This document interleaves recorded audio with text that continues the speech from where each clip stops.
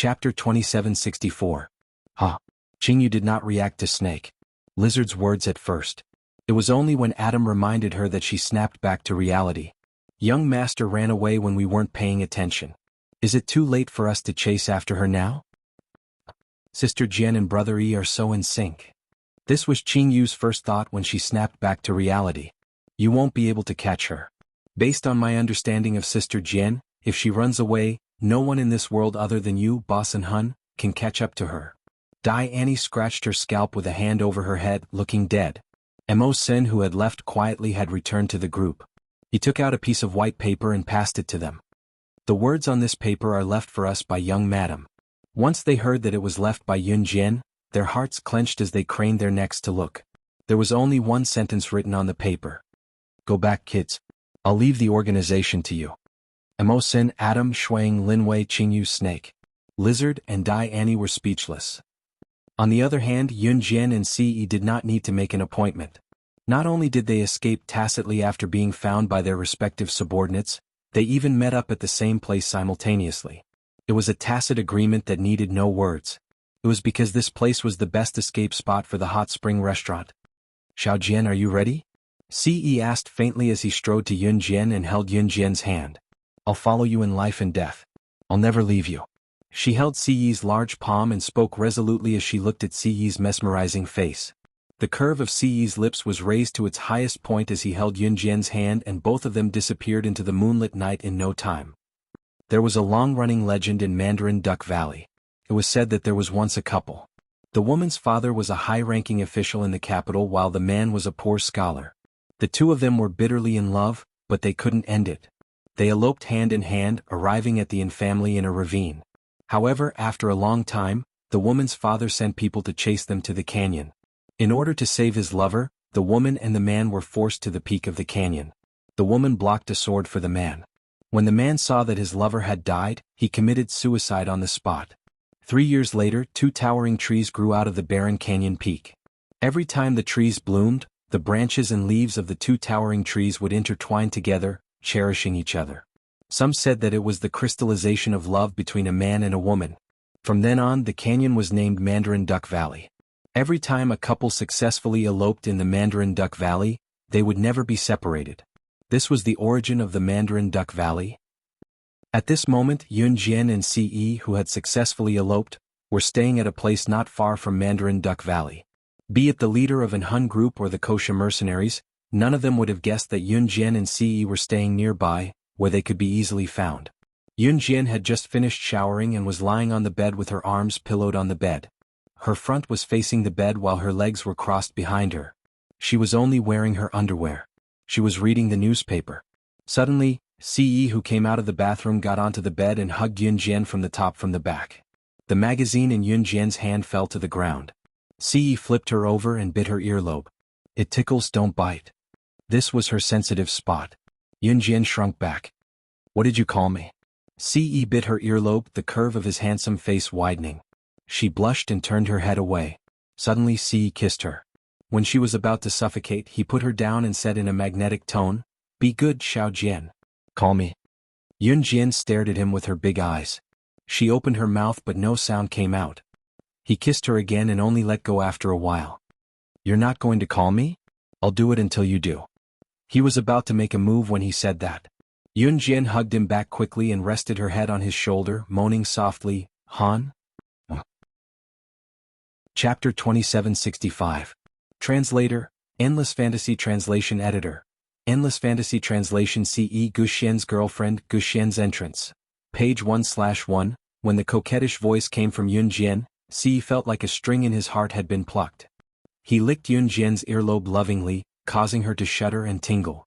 Ce placed his palm on the side of Yun Jian's neck, his long fingers caressing her cheeks and moving her face to face him. Xiao Jian. Ce lowered his magnetic voice, his flawless skin and handsome face inching closer to Yun Jian. I'm a little tired, let's sleep early. Yun Jian pressed Ce's body that was pressing down on her and rolled to the side, pulling the blanket over her to pretend to be asleep. During their honeymoon of about 2 months, he had not been able to sleep properly at night.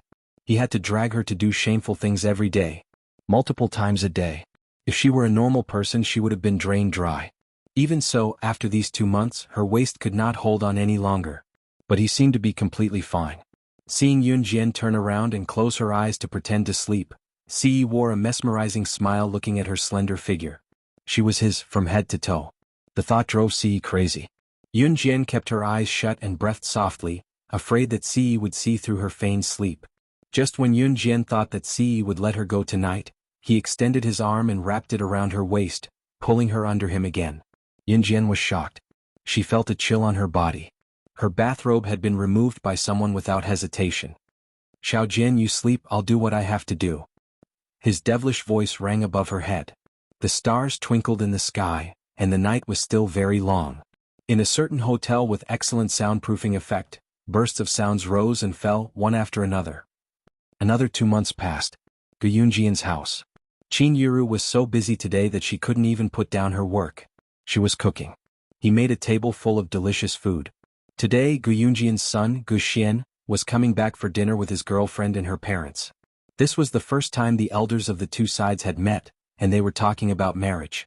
Although Gu Xian was not Qin Yuru's biological son and was the child of Gu Junjian and his ex-wife, Qin Yuru had already regarded Gu Xian as her own biological son. Therefore, Qin Yuru paid special attention to the fact that Gu Xian brought his girlfriend and her parents home today. Initially, Qin Yuru could not handle it alone, but she had Qin Yu's help.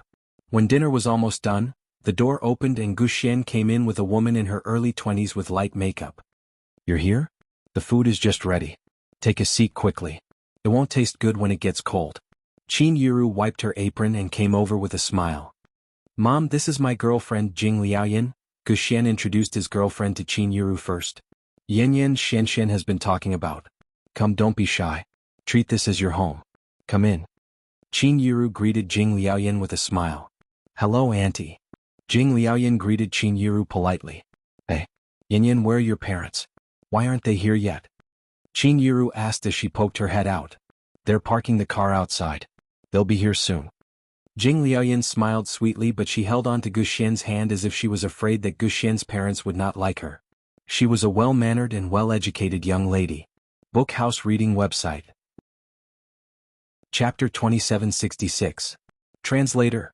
Endless Fantasy Translation Editor. Endless Fantasy Translation. Gu Xian, page 1/1. Gu Xian's girlfriend, Jing Liaoyan, spoke to Qin Yuru. Yun Yi held Qin Yu's hand as they walked down the stairs from the second floor. Yun Yi nodded at Gu Xian and Jing Liaoyan before walking past them with Qin Yu. When they reached Gu Xian, Yun Yi leaned over to Gu Xian's ear and whispered, "Bro, do your best." Yun Yi then pulled Qin Yu out of the door and explained to Qin Yuru, "Mom, we're going out for dinner. It's a date, so we won't be eating at home."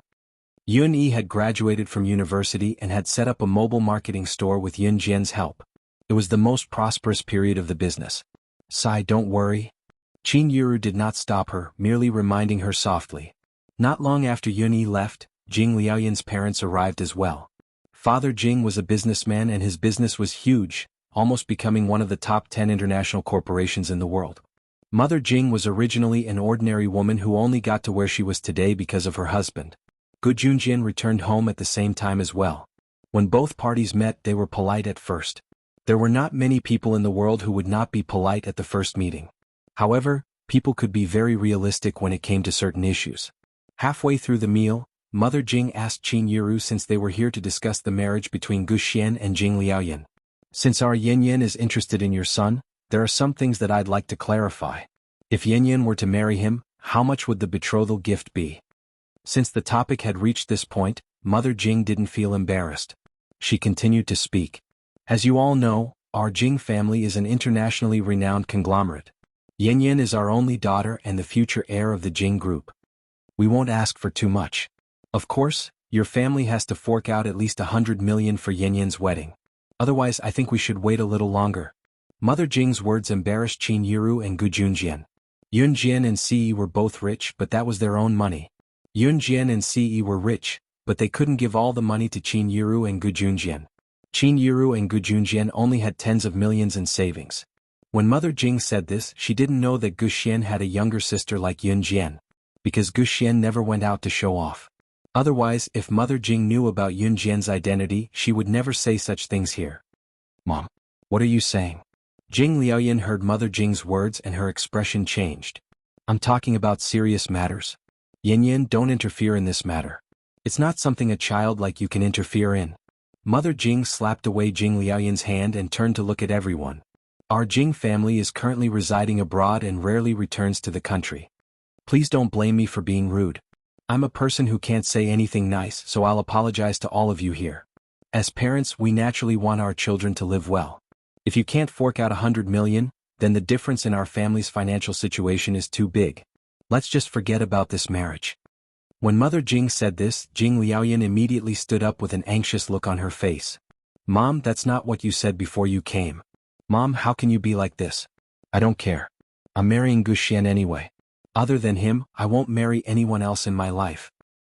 I told you not to interfere in this matter, Yin Yin. I have my own plans.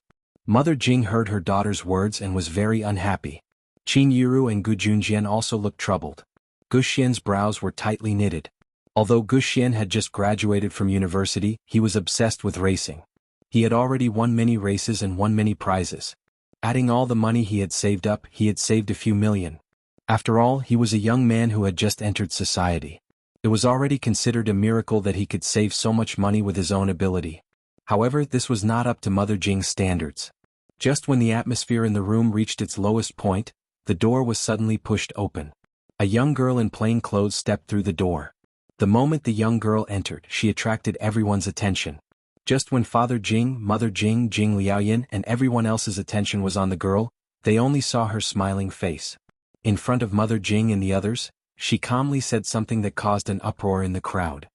How can 100 million be enough for my brother's wedding? I'll pay 5 billion. This money will be transferred to my brother and my future sister-in-law's name. Book Guest House Reading Website. Chapter 2767. Translator, Endless Fantasy Translation Editor.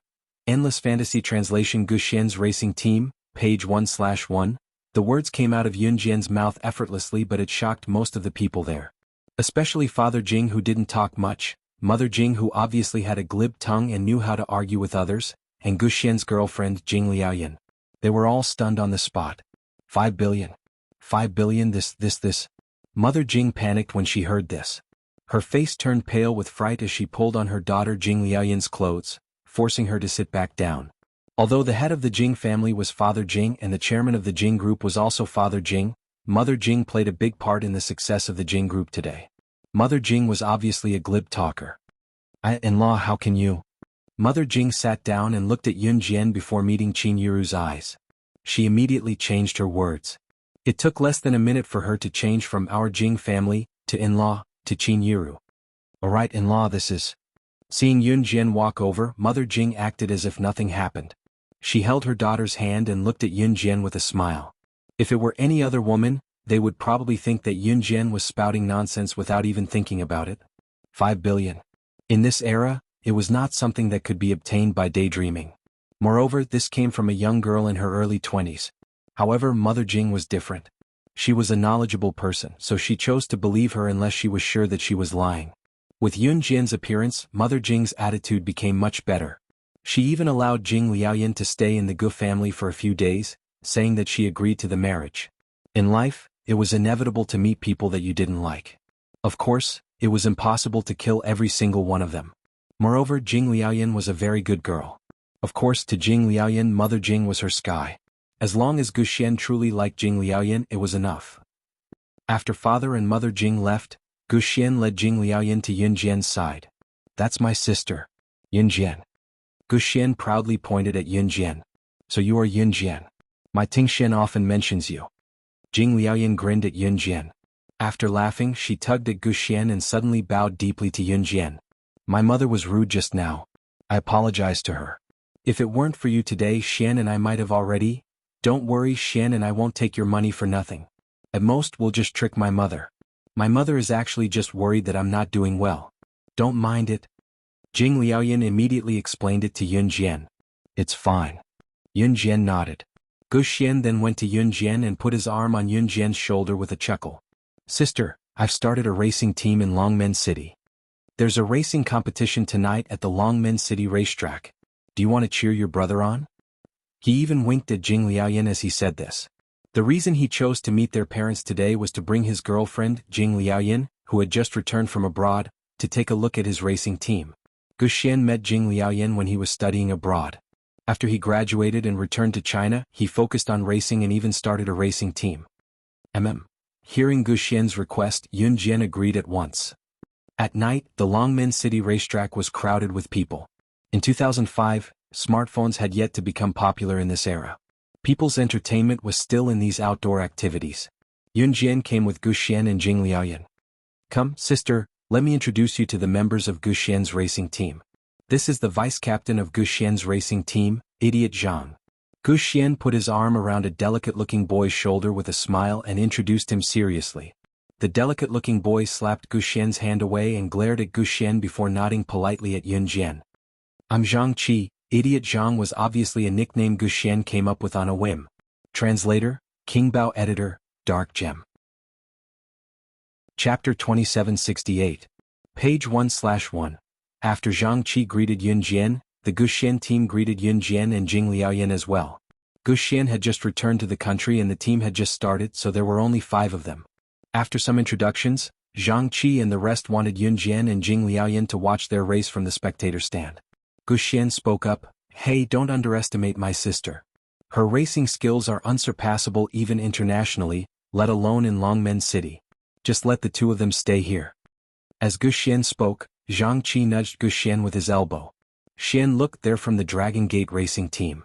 The Dragon Gate racing team was the biggest racing team in Longmen City with a total of 50 racers. When Gu Xian was organizing the team's captain had wanted to invite Gu Xian to join the team, but Gu Xian had rejected the offer. The rejection had completely offended the Dragon Gate racing team. Therefore, every time the team saw Gu Xian in the team, they would come over to mock them. Today was no exception. The group came over in an imposing manner. I was wondering who it was. So it's the Cheetah racing team that hasn't even received the national approval certificate. The team's captain, Qiao Jingqi, came over with a group of people. Just as Qiao Jingqi was about to say something sarcastic, a voice suddenly rang out. "Yun Jian, it's you." The voice attracted Gu Xian, Qiao Jingqi, and Qiao Jingqi's younger sister, Qiao Jingpei, who was standing beside Qiao Jingqi. It's me." Yun Jian had already seen the owner of the voice and nodded at him. The person who spoke was none other than Hong Fan from Team Monarch. Hong Fan was the vice-captain of Team Monarch back then. He had a sharp mind and was very knowledgeable about technological products, but he was a man of few words. Chu Xiangnan once called him Hong Dork, but he was the closest to Lu Shiyun back then. Team Monarch had completely disbanded a year ago. Everyone in Team Monarch knew that the moment their leader, Lu Shiyun, passed away, Team Monarch would never be the same again. The 6 surviving members of Team Monarch had gone their separate ways. But he did not expect to meet Hong Fan here. Looking at the situation, Hong Fan had already joined the Dragon Gate racing team. Once a comrade, now a stranger. Hong Fan's position in the Dragon Gate racing team was not high, but everyone in the team knew that Hong Fan was once a member of Team Monarch, so they respected him. Hong Fan didn't say it himself, but Qiao Jingqi's sister, Qiao Jingpei, found out.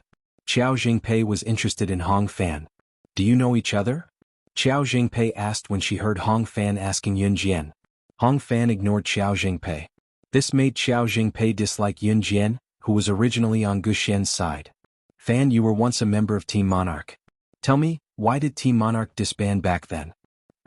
Qiao Jingpei glanced at Yun Jian, Gu Xian, Zhang Qi, and the rest before speaking to Hong Fan. She said this out of the blue because Team Monarch was too popular back then, so popular that they became the idol of the youths in Country Z. But for some reason they were disbanded. The youths nowadays were desperate to know the reason. To Qiao Jingpei this was something she could boast about. In her brother's racing team, there was a member of Team Monarch. So naturally he was involved in what happened back then. However, Hong Fan was never willing to talk about Team Monarch. Qiao Jingpei said this just to show off in front of Yun Jian and the rest. She glanced at Zhang Qi and the rest who heard her and widened their eyes in shock. Qiao Jingpei turned to look at Yun Jian smugly. After Qiao Jingpei's words, everyone in the Dragon Gate racing team was smug. Just as everyone in Dragon Gate racing team was feeling smug, Hong Fan suddenly asked Yun Jian a shocking question that left everyone dumbstruck, unable to snap back to reality for a long time. Yun Jian, Chu Ning and the rest are still waiting. So am I. I don't believe that Team Monarch is disbanded just like that, even if Captain is no longer around. Since we've met again today, I'd like to express our wishes to you. We all want to rebuild Team Monarch. I believe that if Captain is still around, he'll acknowledge us. So today, as a member of Team Monarch Dark Knight, I'm asking you one last time. Slashing God, are you willing to return to Team Monarch with us, to fulfill Captain's lifelong dream and create glory again? Book Guest House Reading Website. Chapter 2769. Page 1/1. Hong Fan joined the Dragon Gate racing team and became a member of the team. However, Hong Fan had to have a presence in the team. He was a computer prodigy with a super detailed brain circuit, but in terms of strength and outdoor activities he was very average. To put it simply, Hong Fan was not a good racer. But now, all the members of the Dragon Gate racing team, including the captain Xiao Jingqi and his sister Xiao Jingpei, as well as Zhang Qi from Gu Xian's team, were all looking at Hong Fan, and then at Yun Jian. Slashing God. You're saying she's slashing God? Team Monarch's former strongest slashing God. Xiao Jingpei snapped out of her smug expression and turned her head mechanically, glaring at the girl who was so beautiful that she could not take her eyes off her, Yun Jian. Team Monarch's achievements back then made them the target of admiration and respect from many youths in Country Z. Even some of the candidates who applied for military school were determined to become an outstanding soldier who would bring glory to their country. It even led to an increase in the number of applicants for military school during the college entrance examination, which led to a huge increase in the college entrance examination scores. It could be said that Team Monarch back then had become the target of admiration and respect in Country Z. Later on, the team was disbanded without reason, which destroyed many people's hearts. Initially, his team had Hong Fan, a member of Team Monarch. To Xiao Jingpei and the rest, it was something worth bragging about. But who knew that Yun Jian was Team Monarch's former strongest slashing god? That fact shocked everyone. Jing Liaoyan and Gu Xian had been studying abroad, so they did not know much about Team Monarch. At that moment, in front of everyone, Yun Jian looked at Hong Fan and did not speak for a long time. At that moment, the members of the Dragon Gate racing team who knew about Yun Jian's identity were all shocked, but they all held their breaths and looked at Yun Jian without exception. They wanted to know Yun Jian's answer. This would be something that would shake the entire country. Just as everyone fell silent, Yun Jian's red lips moved slightly and she opened her mouth to speak. Please think about it. Don't reject us so quickly. We've been waiting for you to come back. Just a second before Yun Jian was about to speak, a magnetic male voice that was both familiar and unfamiliar rang. Then 2 men and 2 women walked out from the side. The one who spoke was none other than the boy walking at the front, Chu Xiangnan. After not seeing him for a long time, Chu Xiangnan's voice had become much rougher than before. The 3 people beside Chu Xiangnan were Chu Ning, Jiang Weiwei and Fang Xiaoran. Apart from the leader, Lu Shiyun, every member of Team Monarch was present. Chu Ning's eyes reddened at the thought of Lu Shiyun. Mom, are you all from Team Monarch? Xiao Jingpei, Xiao Jingqi, and the other members of the Dragon Gate racing team widened their eyes to an indescribable extent. However, at that moment, no one would pay attention to Xiao Jingpei, Xiao Jingqi and the rest. Chu Ning, who had always been cheerful, looked at Yun Jian and spoke solemnly to Yun Jian. Slashing God, we promise that we won't be a burden to you anymore. Just as she said that, Chu Ning and the rest were already in front of Yun Jian. All this time we've never stopped training ourselves. Our leader may have left, but he's still alive in our hearts. We don't want to give up on Team Monarch because we can only feel our leader's real presence when we're together. The 7 of us got to know each other because of Team Monarch. I don't want it to be a part of history. So, Team Monarch's member Tao Wu strongly recommends Team Monarch's member, Slashing God, to return to Team Monarch and replace the former leader, Nirvana, as the new leader of Team Monarch. We hope for your permission. Book Guest House Reading Website. Chapter 2770. Translator. Endless Fantasy Translation Editor. Endless Fantasy Translation, page 1/1. Yun Jian. Chu Ning panicked when she saw Yun Jian's red lips moving and was about to say something. She called out to Yun Jian the name that she used to call her when they were the most intimate. Ever since Lu Shiyun passed away and Team Monarch was disbanded, the other 6 members of Team Monarch had not seen each other for a long time. Even when they met, they were like strangers. Chu Ning had been startled awake from her sleep several times in the middle of the night. Those standing before her were her former comrades and her former nemesis. From the moment they appeared one by one, Yun Jian already had an answer in her heart. She slowly raised her head and spoke to Chu Ning and the rest under the expectant gazes of Chu Ning, Chu Xiangnan and the rest, as well as the surrounding crowd who were watching the show. Since you've chosen me, Yun Jian, to be your new captain, it means that you won't have the leisure time that you used to have. I, Yun Jian, will not allow anyone in my team to drag us down. If you can do that, you can rejoin Team Monarch. What she meant was, Yun Jian agreed. Chu Ning, Chu Xiangnan, Jiang Weiwei, and the rest had already given up hope. However, when they heard Yun Jian's words, they raised their heads abruptly. Chu Xiangnan even widened his eyes and rushed to Yun Jian in front of the crowd. Really? Yun Jian, is what you said true? Yun Jian took a small step back symbolically, her eyes calm. You can choose not to believe me and not join my team. No. How can I not believe you? Chu Xiangnan's voice suddenly choked up. The 1.8-meter tall man suddenly wiped away his tears in front of the crowd and said, Captain will be happy for us. This voice came from Chu Xiangnan's mouth. Based on the sound of his voice, if he wasn't careful, even an indomitable man like him would cry out loud. Everyone in Team Monarch was silent. It was as if he was reminiscing about his captain, Lu Shiyun. The 7 of them didn't spend a long time together, but it wasn't short either. The 7 of them fought together, worked hard together, grew together, and even went to eat skewers together. But now there was one less indispensable person. Everyone in Team Monarch knew that even if Team Monarch was reassembled, they would never be the same again. With the departure of Captain Lu Shiyun, many things in the past could never be redone. While everyone was silent, Yun Jian suddenly took out 6 medals from her pocket. It was the emblem that the 7 members of Team Monarch wore when they were still in the team. He handed the 6 medals to Chu Ning and the other 4 and kept one for himself. Only Lu Shiyun was left out. The moment they caught the medals, Chu Ning and the other 4 lowered their heads and gripped the medals tightly. They looked at the medal that had been with them for years but was taken back by the military when Team Monarch was disbanded. Perhaps Yun Jian already had plans to return to Team Monarch, but she never mentioned it before. The 7 of them used to be together, but now we've lost one of them forever. Chu Ning and the other 4 dared not ask where Lu Shiyun's medal went. Just as they were silent and the audience was silent as well, Yun Jian suddenly took out Lu Shiyun's medal from her pocket and placed it in front of everyone. After 2 seconds of silence, she said the hot-blooded words that brought tears to Team Monarch's eyes. This medal belongs to the captain. I won't replace it. Lu Shiyun is the only captain in Team Monarch and he will always be. I'm just a substitute to be your captain now. Translator, Henyi Translations Editor, Henyi Translations. Chapter 2771. Translator, Endless Fantasy Translation Editor. Endless Fantasy Translation, page 1/1. Yun Jian was never one to be outdone, but she was willing to say that she was a substitute captain and that she would be like this for the rest of her life because of Lu Shiyun. Perhaps Lu Shiyun was the only person in this world who could make Yun Jian say that. Lu Shiyun's life was short and dull, but there were so many people who supported him in this world. Whether he had passed away or not, this belief would never change.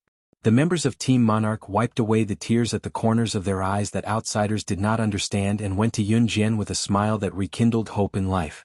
Team Monarch, after going through the storm, is back. Captain, will carry the medal that symbolizes you and continue to pursue the heights that you've yet to reach. We hope that you and your loved ones can travel to the ends of the world together, riding the wind and riding the wind, moving forward bravely regardless of the storm. Don't worry about us, don't miss us. Thank you for being with us, for leading us who knew nothing in the beginning to grow into us who can take charge today. Go, pursue the life you want. We'll protect everything here. But no matter where you fly, please don't forget that you're the only captain of Team Monarch. Team Monarch will always be proud of you. In front of Lu Shiyun's grave, Chu Xiangnan put away the envelope and stood before the grave to read the contents softly before setting it on fire with a lighter and burning it to ashes. The ashes spiraled into the sky as if to chase after their captain Lu Shiyun, who had left first, attempting to catch up with his footsteps and deliver the letter. It was an envelope without a reply, but everyone in Team Monarch firmly believed that the envelope would reach Lu Shiyun one day. After going to Lu Shiyun's grave with Team Monarch, Yun Jian went home early.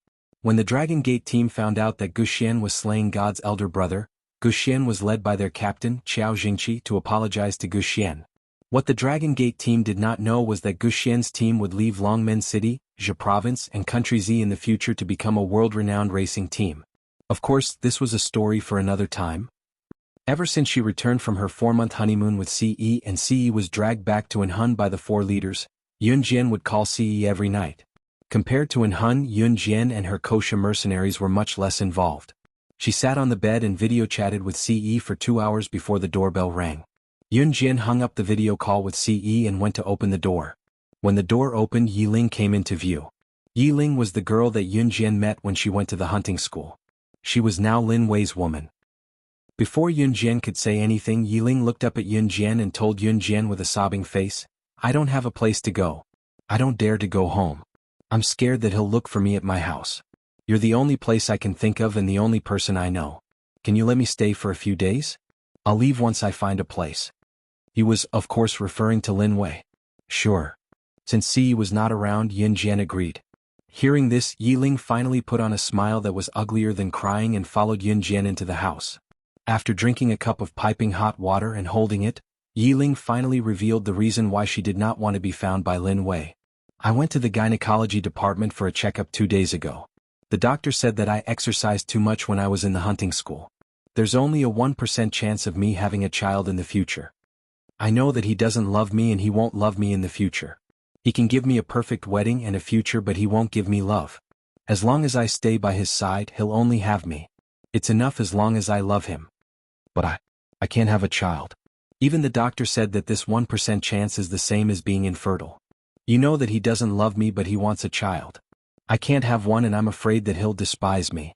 So I plan to leave him first. As long as he finds another woman who can give birth to his child, he'll probably forget about me." Translator, King Bao. Editor, King Bao. Chapter 2772. Yiling's thoughts were more meticulous, and Lin Wei was someone who often talked about the topic of having children. Yunjian's love history was only with Siyi. She did not want to and would not flirt with any other man. Hence, Yunjian could not read Lin Wei's mind like a relationship expert. Yiling lowered her head and remained silent after saying that.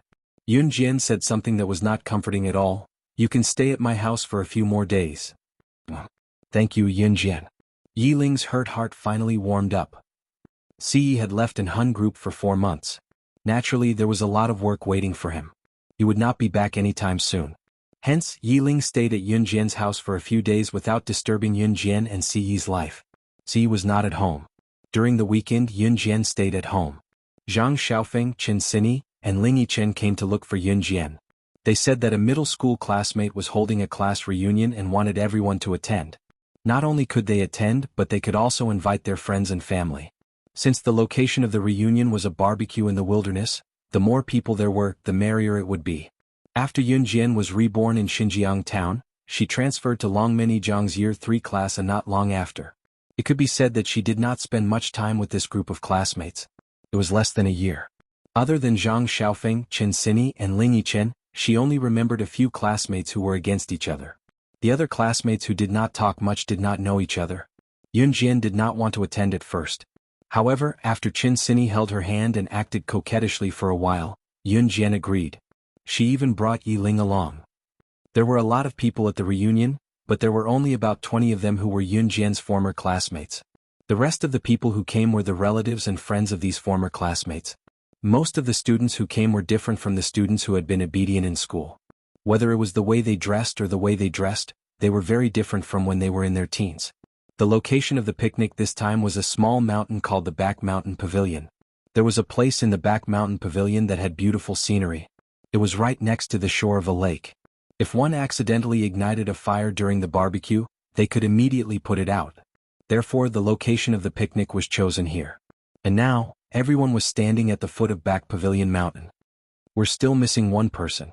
Student Zhang Meihan isn't here yet. Everyone please wait a little longer. The organizer of this class reunion was Zhang Xiaorong, a male classmate from her former class who didn't like to talk much. After hearing Zhang Xiaorong's words, they thought of Zhang Meihan, and their former classmates began to talk about it. "Do you guys know? I saw Zhang Meihan last year. Her weight of 150 pounds actually decreased to 100 pounds. She was tall to begin with and her foundation wasn't bad either. She used to be fat but now she's really beautiful." "Is that true? That fat girl actually succeeded in losing weight? 100 pounds? She's 2 pounds slimmer than me?" Zhang Meihan, who the classmates were talking about, used to be a famous fat girl. Because of her inferiority complex, she usually walked with her head down and ignored everyone. Usually, at a class reunion, the former classmates would undergo earth-shattering changes. The changes would be so big that it would make you gasp in amazement. "She's here, she's here." Just then someone called out and looked in that direction. They saw a woman wearing a short skirt that exposed her thighs and a lady's shoulder t-shirt that showed off her figure. She was holding a mature man in a suit and leather shoes as they walked over. This woman's figure was curvy and not bad at all. She was the student Zhang Meihan that the classmates were talking about. This beauty was completely different from the 150 pounds of female fat girl in the past. Zhang Meihan walked over to the crowd with the man in her arms. She exuded a strong sense of confidence from inside out. When she arrived in front of Yun Jian and the others, she glanced at everyone and then spoke with a rather proud tone. Students, long time no see. In order to show my sincerity, all the barbecue equipment and barbecue used for today's class reunion will be reimbursed to my husband's account. It's my treat. Chapter 2773. Translator, Endless Fantasy Translation Editor. Endless Fantasy Translation, page 1/1. When Zhang Meihan said this, the faces of the surrounding students were a little ugly. After all, Zhang Meihan was looked down upon and bullied by many students because of her obesity. At that time Zhang Meihan's family was poor. Now that it was a class reunion she was tall and slender. Moreover, she said that she would treat them to a meal so easily. Moreover, there was a handsome and rich husband who looked to be in his 30s beside her. Many of the students were silent. Hey, Yin Jian. Chen Sini? Zhang Meihan looked around. She originally had her head held high and looked at everyone with disdain. However, when she saw Yun Jian and Chen Sini, she let go of her husband's hand and ran over.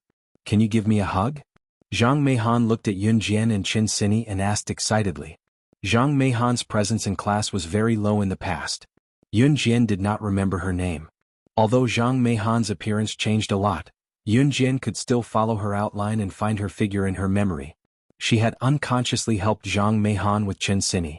Once, during a Sunday shift, Zhang Meihan and a few other classmates were on duty to sweep the floor together.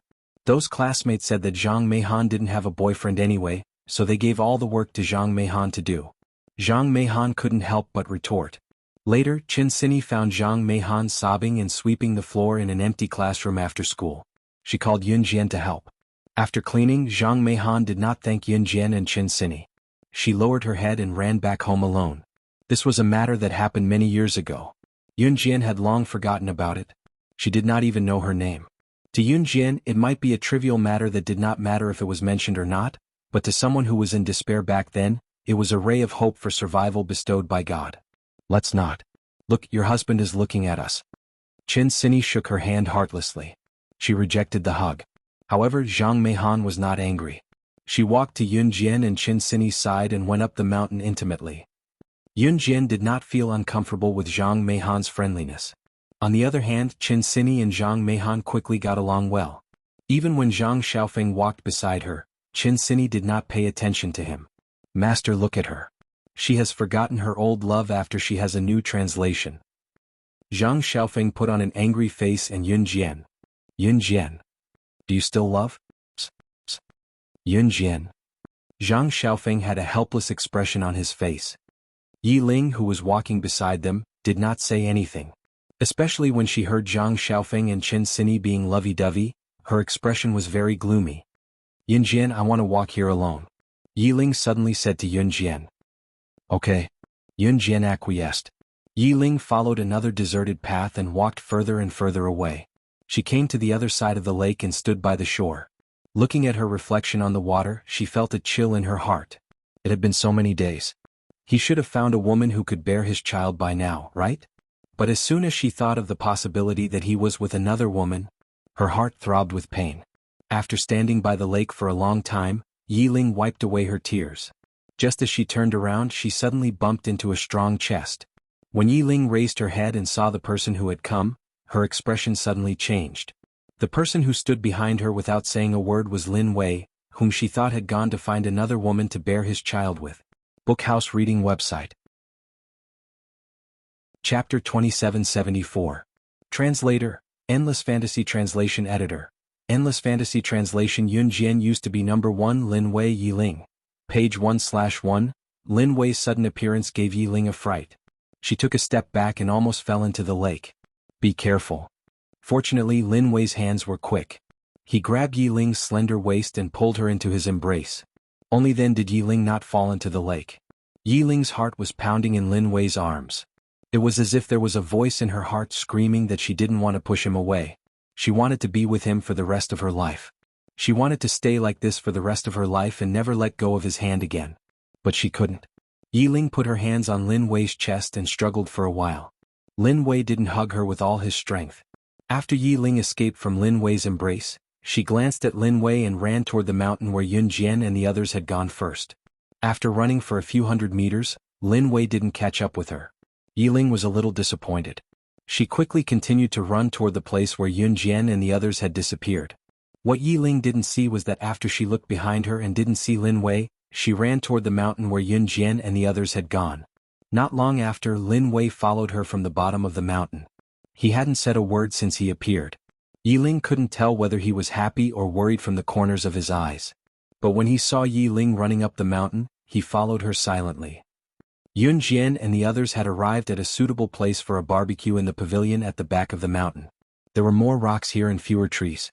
The rocks were closer to the lake, so it was the most suitable place for a barbecue. The boys had already arranged the barbecue grills and barbecue utensils neatly. The girls, on the other hand, were sitting in their own territories, comparing their recent developments.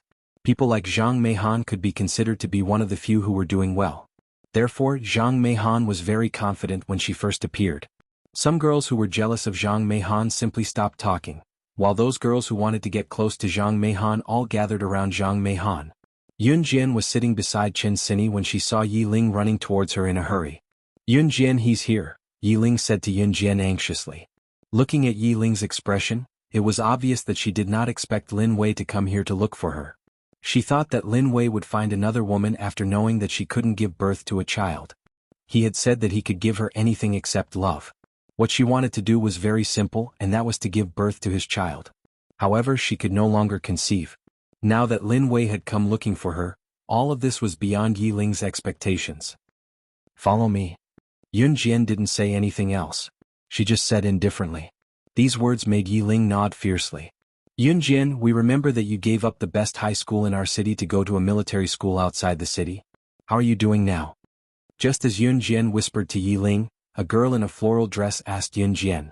After they parted ways that year, her former classmates didn't know how Yun Jian was doing. After all, they hadn't seen each other for a few years. "Not bad." Hearing the girl's question, Yun Jian said humbly. In spite of it, the girl thought that Yun Jian was not doing well and said sourly, "You're not doing well. You used to have such good grades, but you insisted on going to a military school. I already said that it's a place for men. What can a girl like you do if you go there? Are you regretting it now?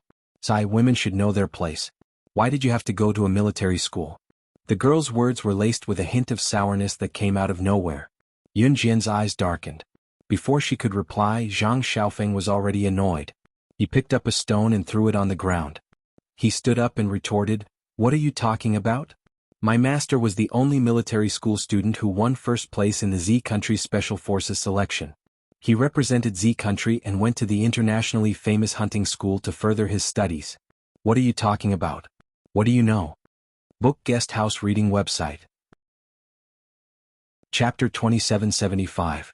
Translator, Endless Fantasy Translation Editor, Endless Fantasy Translation Translator, Endless Fantasy Translation Editor, Endless Fantasy Translation. Zhang Xiaofeng's temper was a little irritable, especially when outsiders talked bad about Yun Jian in front of him. He was the first to lose his temper. This roar gave the girl in the floral dress a huge fright. This girl's mouth was not clean either. After being shocked by Zhang Xiaofeng, she glared at Zhang Xiaofeng. "You're speaking so loudly. Do you think I can't hear you? Isn't it just first place? What's there to be proud of?" Zhang Xiaofeng was angered by this girl's words. He was so angry that he wanted to punch her. In the end, he was stopped by Ling Yichen. "Why are you being so calculative? Sit down." This girl was obviously the type of person with a big mouth. When she saw that Zhang Xiaofeng was stopped by Ling Yichen and sat down, she wanted to boast again. "It's not like she went to some dangerous place. Isn't she still sitting in front of us and having a reunion with our classmates? She didn't win any glory for the country. She's acting like a hero." These words were directed at Yun Jian. After saying that, the girl even lifted the corner of her dress. She used a very reasonable tone that was directed only at Zhang Xiaofeng, as if she had never said anything bad about Yun Jian. She said to Yun Jian, "Yun Jian, I'm not targeting you. It's just that someone used a scolding tone to talk to me. No matter what, I can't just not talk back after being scolded, right? In this world there was a type of person who said very unpleasant things. The person who happened to hear it was very hot-tempered, just like Zhang Xiaofeng. The hot-tempered person was scolded as a troublemaker. This troublemaker with unpleasant words actually made himself sound like a reasonable person. If she had the same temper as Zhang Xiaofeng, even if she was angry with this girl, she would definitely be in a higher position in her words. No matter how angry Zhang Xiaofeng was, he had to hold it in. However, just as the girl finished speaking and gained the upper hand, Yi Ling suddenly spoke up in front of everyone. I grew up in a hunting school. Every year, a large number of the strongest special forces from all over the world would come to that place. Yun Jian is the only woman I've seen in all my years in the hunting school. In that place, there is an 80% chance that the people who are sent in will come out as a skeleton. I've seen too many of them. Those who can last until the end are definitely global elites. That kind of glory is enough to change the world's view of the country where the strong are from. As for Yun Jian, if she hadn't suddenly disappeared back then, Yun Jian would have been the undisputed number one. But even so, in the hunting school, the recognized number one, as well as the Z country that nurtured such a talent, has a much higher status in the world. Yun Jian, she's really a heroine. As soon as Yi Ling said that, the girl who had the upper hand in the argument with Zhang Xiaofeng earlier gulped hard and deflated. Yi Ling's words made the girl's face turn green and purple. She didn't even have a chance to fight back. Of course, this topic was quickly skipped. Not long after Yi Ling finished speaking, she suddenly caught a glimpse of Lin Wei, who had followed her from the foot of the mountain not far away. Her heart tightened. Go, make it clear to him. Yun Jian patted Yi Ling's shoulder and said calmly. Okay. Yi Ling mustered up her courage and walked towards Lin Wei. Yi Ling walked past Lin Wei and led him into a small bamboo forest. Then she turned around and spoke to Lin Wei with all her strength. I'm sorry I can't give birth to your child. Anyway, you won't have feelings for me. I think it's better to make things clear. Let's just... Before she could finish her sentence, Lin Wei hugged her. Fiercely and tightly. Yi Ling couldn't break free. Just as Yi Ling's heart was throbbing, Lin Wei suddenly said, "Don't go." In the end, Lin Wei added a sentence that was like a slap to his own face. I can't leave you. Adam said it's because I've fallen in love with you. Book Guest House Reading Website. Chapter 2776.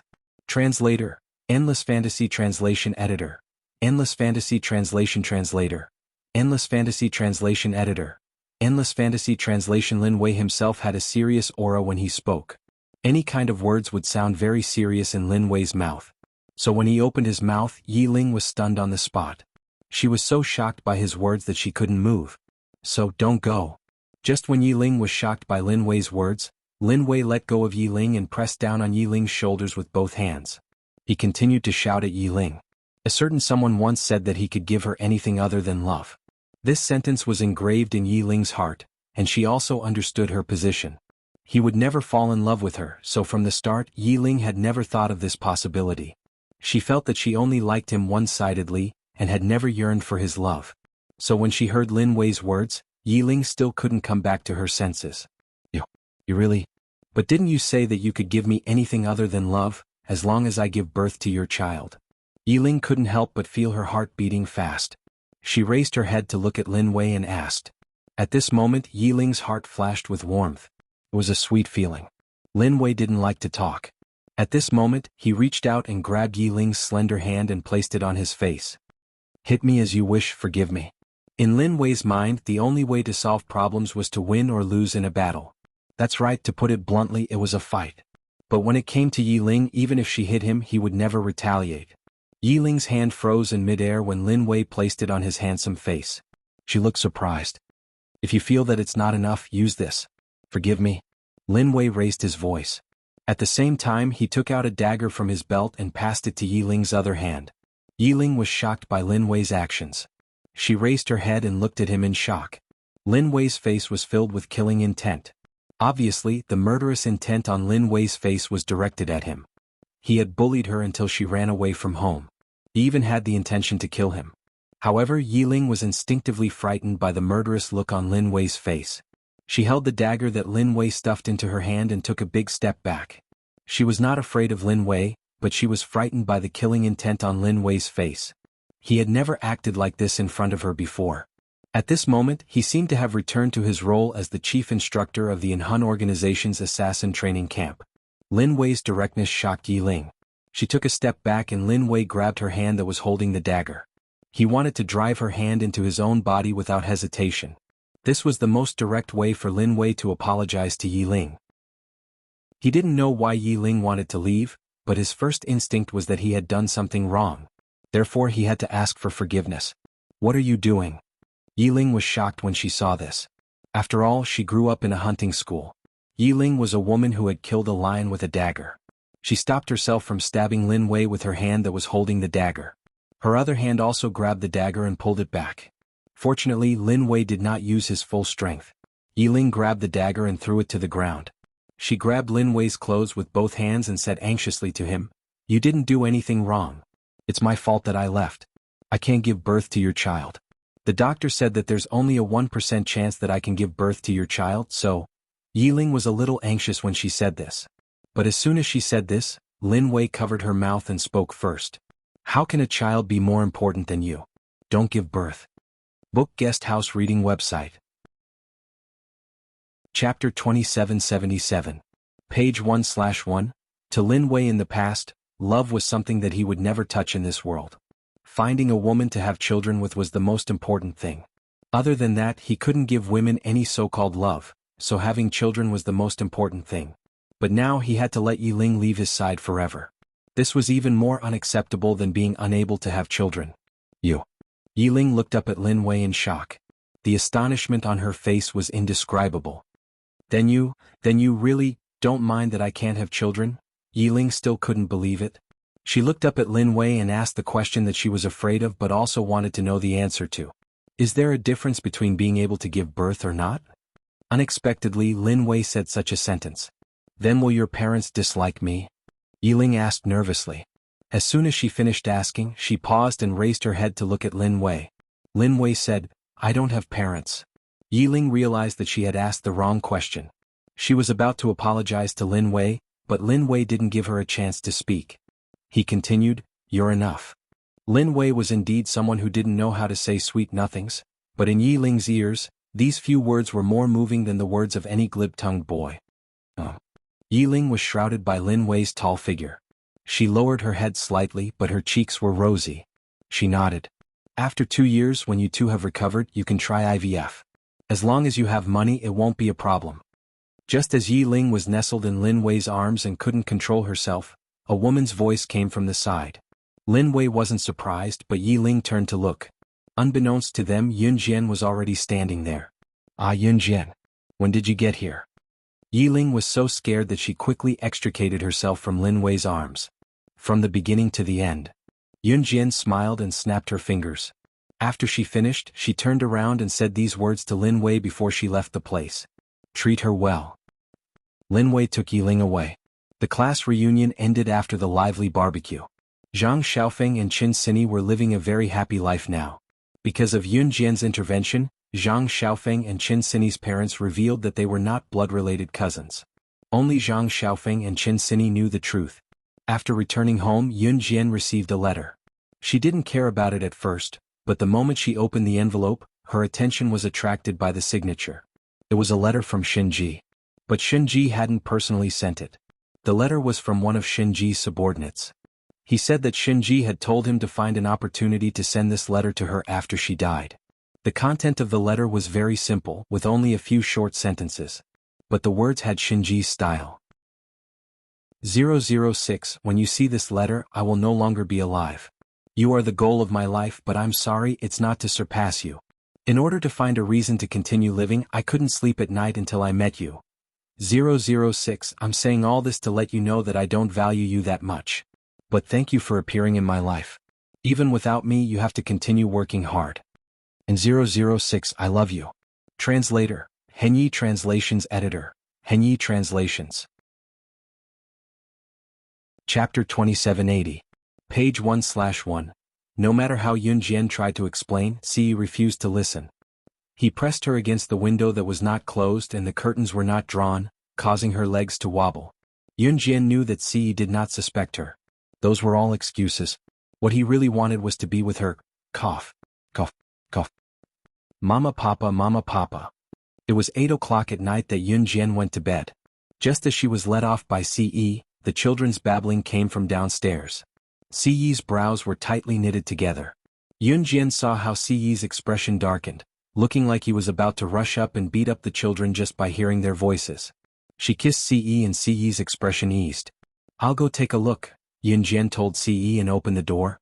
Qin Yiru was already at the door with the children in her arms.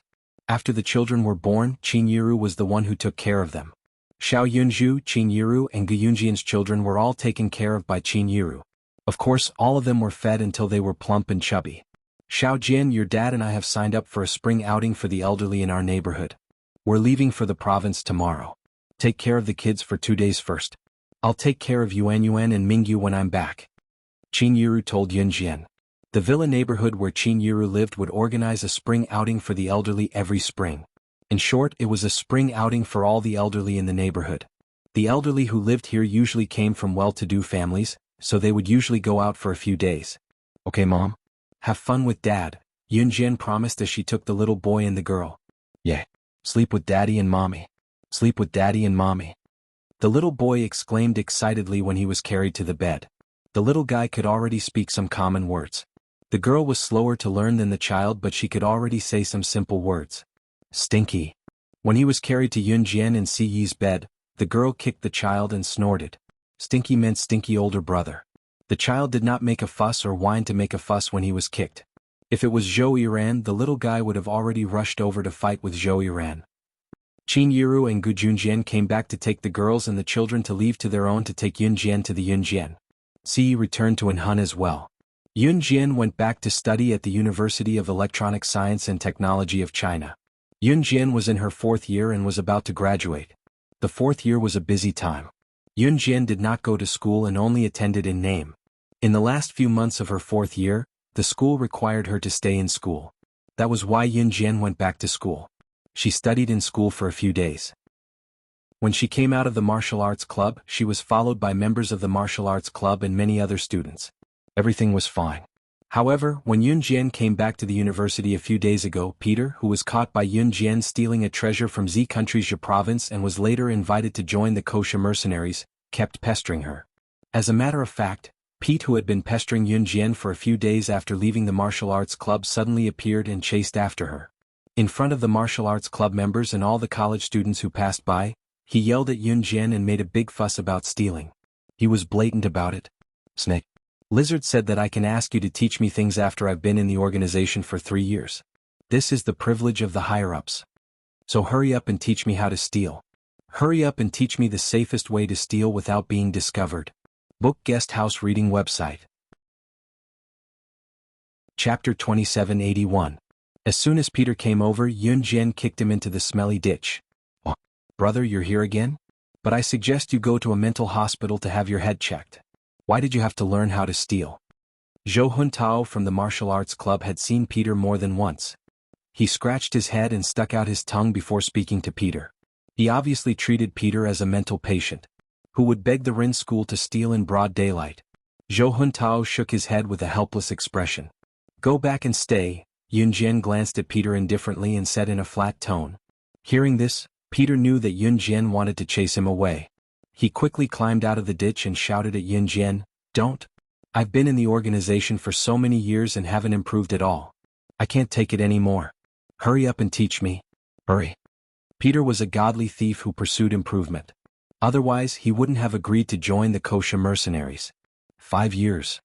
He didn't expect Yun Jian to suddenly speak up. "What?" Peter was stunned. "Add another 5 years to your contract. Other than me, no one else in this world is your match." Yun Jian stated her conditions and also gave him benefits. At the same time, she curled her lips. Of course, she was referring to the area of godly thieves.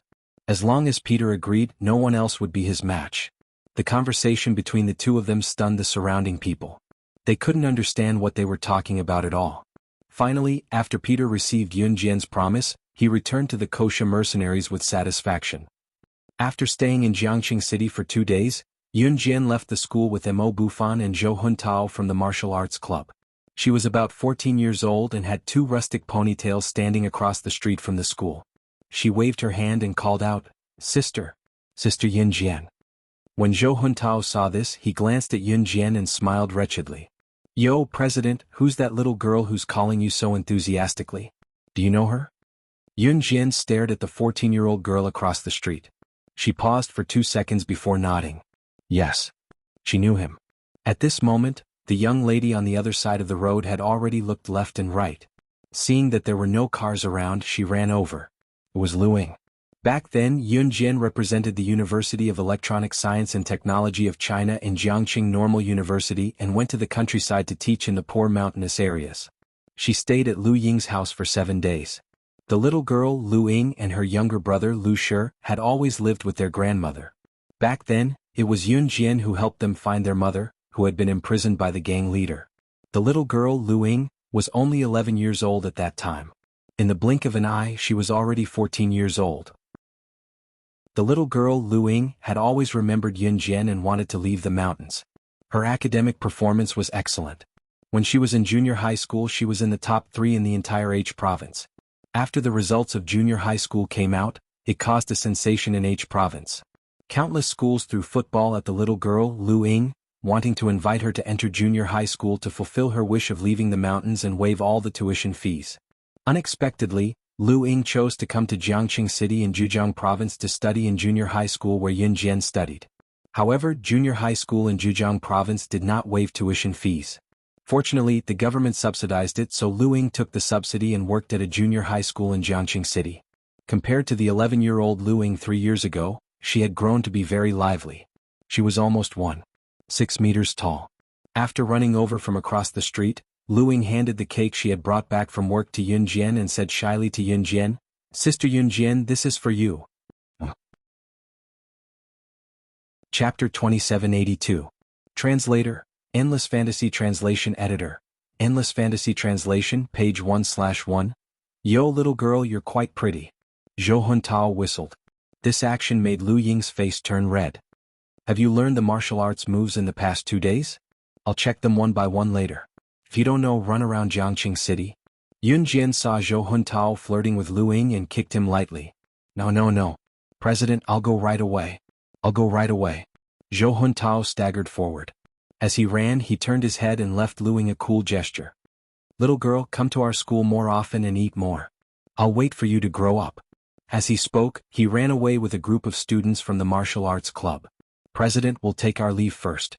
Mo Bufan said to Yun Jian and followed them. Lu Ying was left behind with a red face. Lu Ying's clothes were very shabby, and her clothes were patched with rags.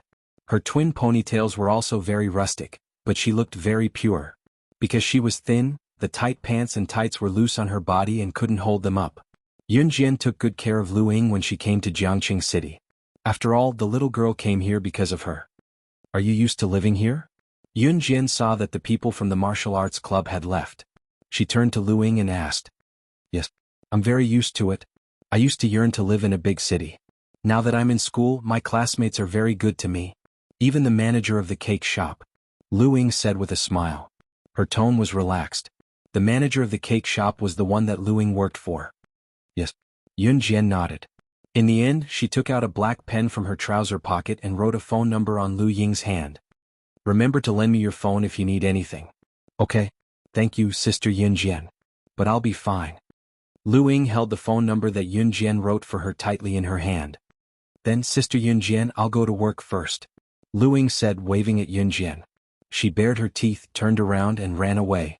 Seeing this, Yun Jian pursed her lips and turned to walk towards the headquarters of the martial arts club.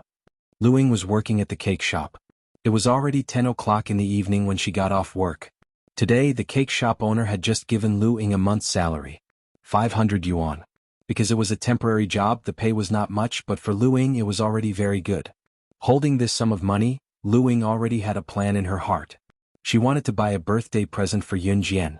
Although Yun Jian's birthday had already passed, she did not make it in time. This time, Lu Ying planned to give Yun Jian a surprise. For some people, 500 yuan might be half a month's pocket money or 1 or 2 months' pocket money. But to Lu Ying it was a huge number. She had to save a small portion and send it back to her hometown in H province, Wuxia, for her mother, brother and grandmother as living expenses. He left a little for his living expenses. Then he would buy a present for Yun Jian. Holding the 500 yuan, Lu Ying lowered her head and smiled slightly. She turned a corner and walked in the direction of the school. She had always lived in the school.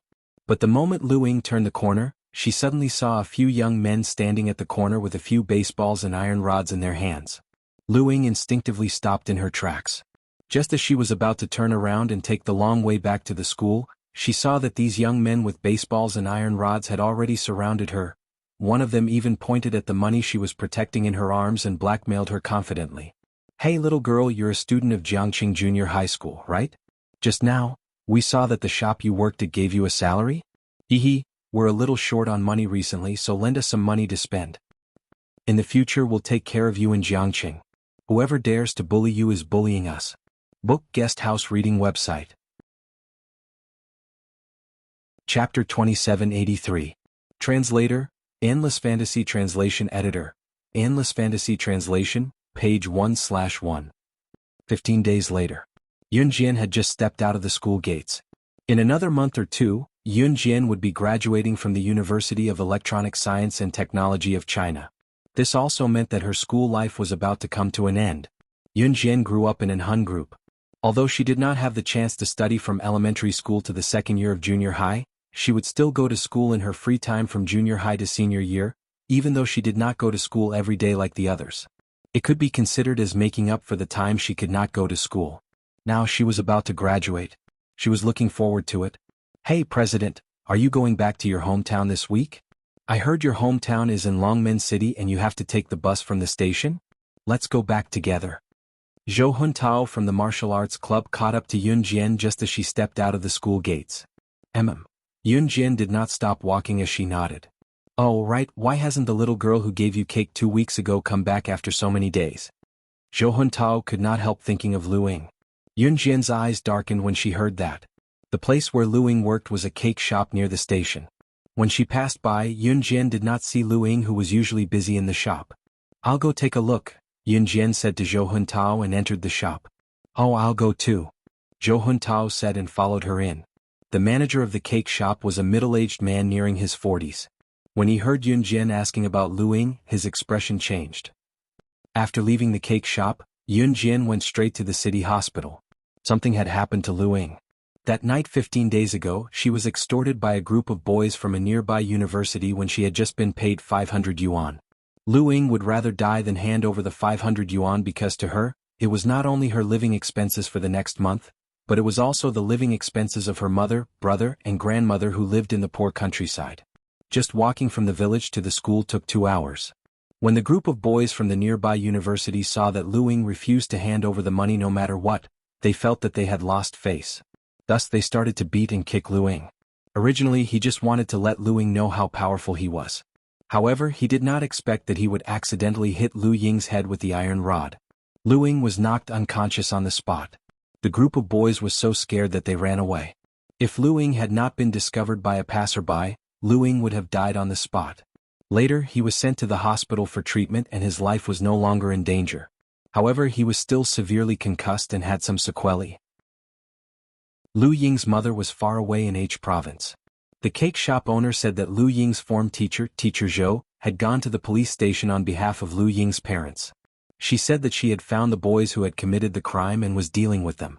Yun Jian did not choose to return to Longmen City.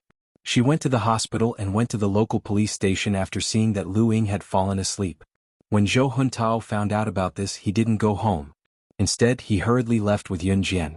As soon as he arrived, he saw a woman standing at the door talking on the phone.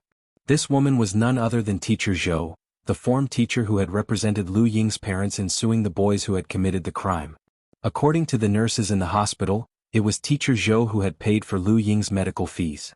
Just as Yun Jian arrived, a few boys walked out of the police station, looking mighty and arrogant. "Ha, I knew it. What can happen?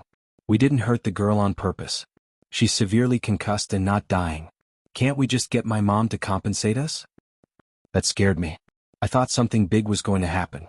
Great, now we have a reason to ask for more money from our parents. F***CK, we can't even afford to treat our girlfriends when we go out these few days. How embarrassing in front of a bunch of girls. The boys chatted with their arms around each other's shoulders as they walked out of the police station, looking like they were in a sloppy mood. That was right. These boys were the ones who had hurt Lu Ying. Judging by their behavior, they did not seem to have any intention of admitting their mistake. They even acted as if their injuries were not serious enough, and even the police had no right to care about them. Stop right there. After Teacher Zhou finished her call, she walked over to stop the boys. What's wrong, old woman? Among them, the most arrogant boy glanced at Teacher Zhou with a contemptuous expression and spoke rudely. My student was injured by you and sent to the hospital. Aren't you going to apologize and repent? Teacher Zhou was angry and wanted to reason with this group of people. Get out of the way. Old woman. If you speak again, I'll hit you too. After the most arrogant boy said this, he waved his fist but did not really hit her. After that, he clicked his tongue and led the group of people in another direction. Just as he glanced over, he saw a young girl in her early 20s. The young girl was wearing a tight white top and tight jeans, which accentuated her slim and seductive figure. The boy's eyes immediately lit up. The rather arrogant boy whistled and asked, "Little girl, which school are you from?" "Which school?" Before he could finish his sentence, Yun Jian raised her leg and kicked the boy's chin. The boy fell to the ground with his back facing the ground in a second. In the next second, Yun Jian stepped on the boy's head in front of the group of boys, Teacher Zhou and Zhou Huntao. She looked coldly at the group of boys who had extorted Lu Ying and retaliated with the same extortion method. I'm Yun Jian, the president of the Martial Arts Society of Jiangqing University of Electronic Science and Technology of China. I'll give you two choices now. First, give me 1 million and you can get out of my sight. Second, I'll send you to the hospital for free. Book Guest House Reading Website. Chapter 2784. 1 million. Who could afford this amount of money? Otherwise, they wouldn't have tried to extort money from Lu Ying. This group of boys did indeed have some money, but at most, they were the kind that cared for food and clothing. Moreover, boys at this age loved to play. Their parents had restricted their children's pocket money, so this group of boys couldn't spend lavishly in front of girls. They felt that it was embarrassing, so they tried to extort money. 1 million. What a joke. If we could afford this amount of money, we could still extort that little thing from 2 days ago. You're just here to pick a fight. Seeing that Yun Jian had stepped on one of their own, a boy with red, yellow and blue hair who was about the same height as Yun Jian, was shocked by Yun Jian's fierce moves. Obviously, he didn't know that Yun Jian was here for the little thing he mentioned, Lu Ying. Congratulations, you guessed right. I'm here to pick a fight. This is a big gift for you. He thought that Yun Jian would stop. Unexpectedly, as soon as she retracted her foot from the boy's head, she kicked the boy with red, yellow and blue hair, sending him flying 10 meters away. Hey, President, how dare this group of people bully a cute little girl? I'll help you beat them up. At most, we'll go to the police station. I'll show you the power of the Martial Arts Club of the University of Electronic Science and Technology of China. Seeing this, Zhou Huntao didn't look at Lu Ying's homeroom teacher, Teacher Zhou, who wanted to stop the group fight. He rushed up and clenched his fist, ready to fight. However, just as Zhou Huntao was about to clench his fist, the group of boys who hurt Lu Ying were already lying on the ground, covering the places where they were kicked. They looked at Yun Jian as if they had seen a monster and howled in pain. After leaving the police station, Yun Jian walked to the hospital. Hey, President, you should have beaten up that group of scumbags a few more times just now so that they won't forget you. Zhou Huntao followed behind Yun Jian and kept talking, until the two of them entered Lu Ying's ward. At this time, Lu Ying had already woken up. However, she was looking out of the window and no one knew what she was thinking.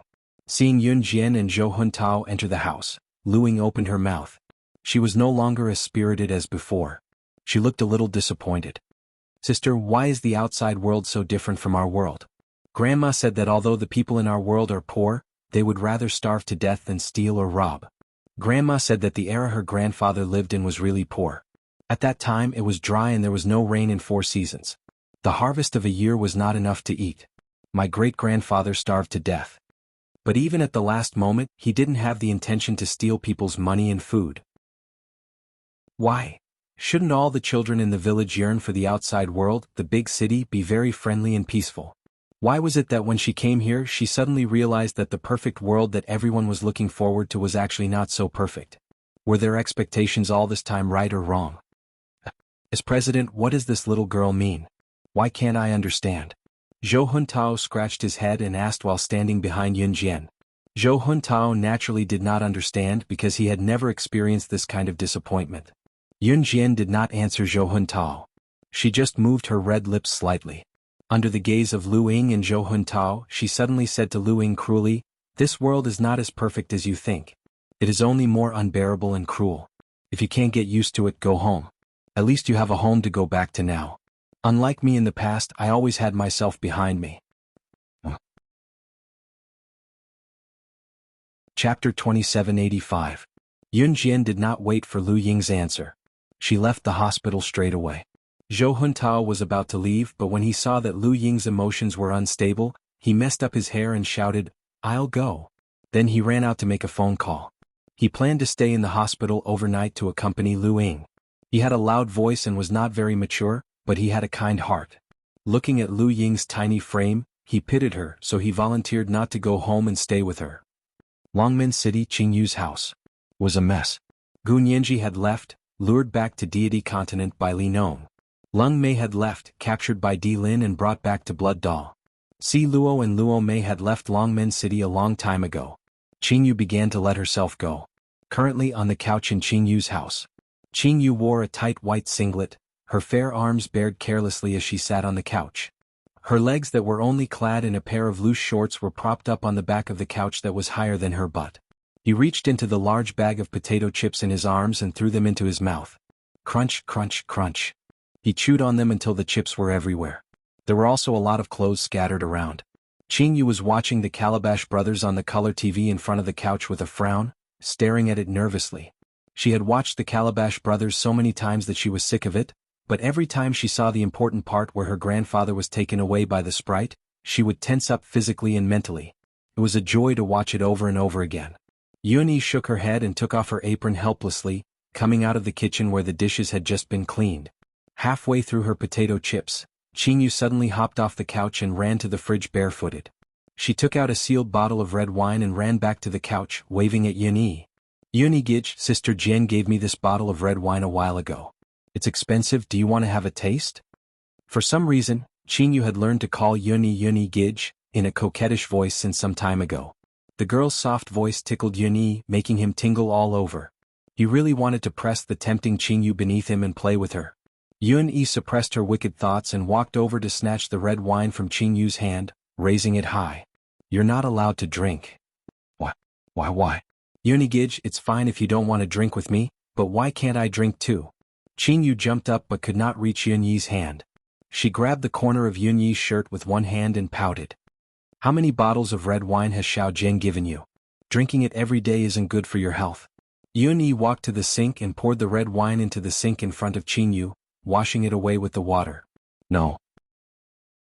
Yuni-Gij, just a small sip, I'll agree to anything you want, just a small sip, okay?" Qingyu panicked when she saw that Yuni was about to empty the red wine. Making sure that there was only a little red wine left in the bottle, Yuni stopped in time and looked at Qingyu with a smirk. Qingyu ran to Yun-Yi from afar and leaned against Yun-Yi, rubbing against his arm. "Yuni-Gij, I'll just drink a little?"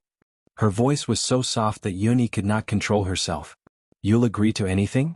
Yun-Yi's breathing grew heavier. Qingyu nodded like a rattle drum.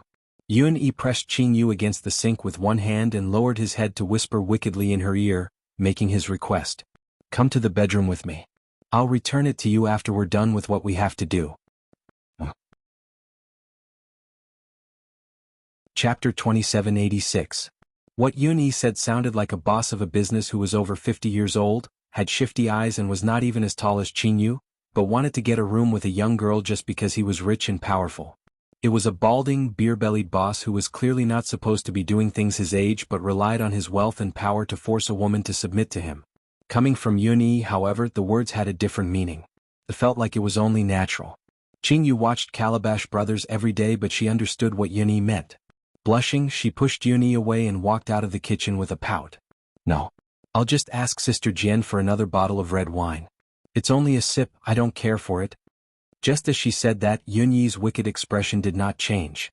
He picked up the bottle of red wine and gulped down the last mouthful. Yun-Yi never drank red wine. Qingyu was still walking toward her room with a pout, looking adorable and alluring. Yun-Yi caught up to Qingyu in 3 long strides. When he was in front of her, he placed his hand on the back of Qingyu's head and lowered his head as well. It was a deep kiss that transferred all the red wine in his mouth into hers. It was a deep kiss that made Qingyu shy and bashful.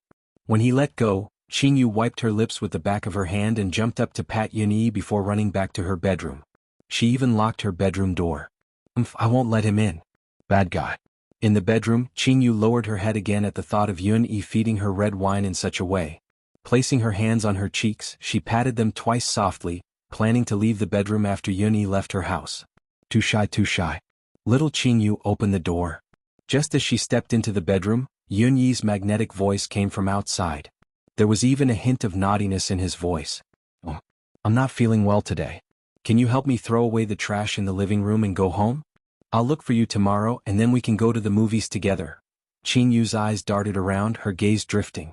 The lie that came out of Qingyu's mouth was not entirely accurate. Qingyu and Yunyi had been dating for almost 6 years. Other than kissing, hugging, and touching, there was nothing more intimate. However, Qingyu could already feel Yunyi's eagerness. Where do you feel uncomfortable? I'll show you. Yunyi waited for Qingyu to finish before continuing, refusing to give up. There's no need for that. I'll be fine after a nap. Qingyu leaned against the door, listening for Yunyi's departing footsteps. Who would have thought that just as Qingyu was putting all her strength on the door to hear if Yunyi had left, the door was suddenly unlocked. Qingyu's center of gravity was on the door, so she fell out of the room when the door was suddenly opened. Yunyi caught her in time, hugging the little liar Qingyu in his arms. He could not help but tickle Qingyu's nose, smiling wickedly at her. Looks like my little Qing you're really not feeling well. Don't be afraid, I specialize in all kinds of discomforts. I guarantee that my little Qing you'll be alive and kicking again in a few hours. As he spoke, he half squatted and carried Qingyu horizontally into the bedroom with his other hand. He kicked the door shut with his heel. He strode to the bed and tossed Qingyu onto the bed, Yunyi on top of her as well. Chapter 2787. Translator. Endless Fantasy Translation Editor. Endless Fantasy Translation Translator. Endless Fantasy Translation Editor. Endless Fantasy Translation. Actually, Qingyu had been in a relationship with Yunyi for about 6 years and had given her heart to him. In spite of it, Qingyu was a little scared. She had once secretly asked Yunjian if her first time hurt. In the end, Yunjian had replied, "It hurts more than any pain I've experienced before."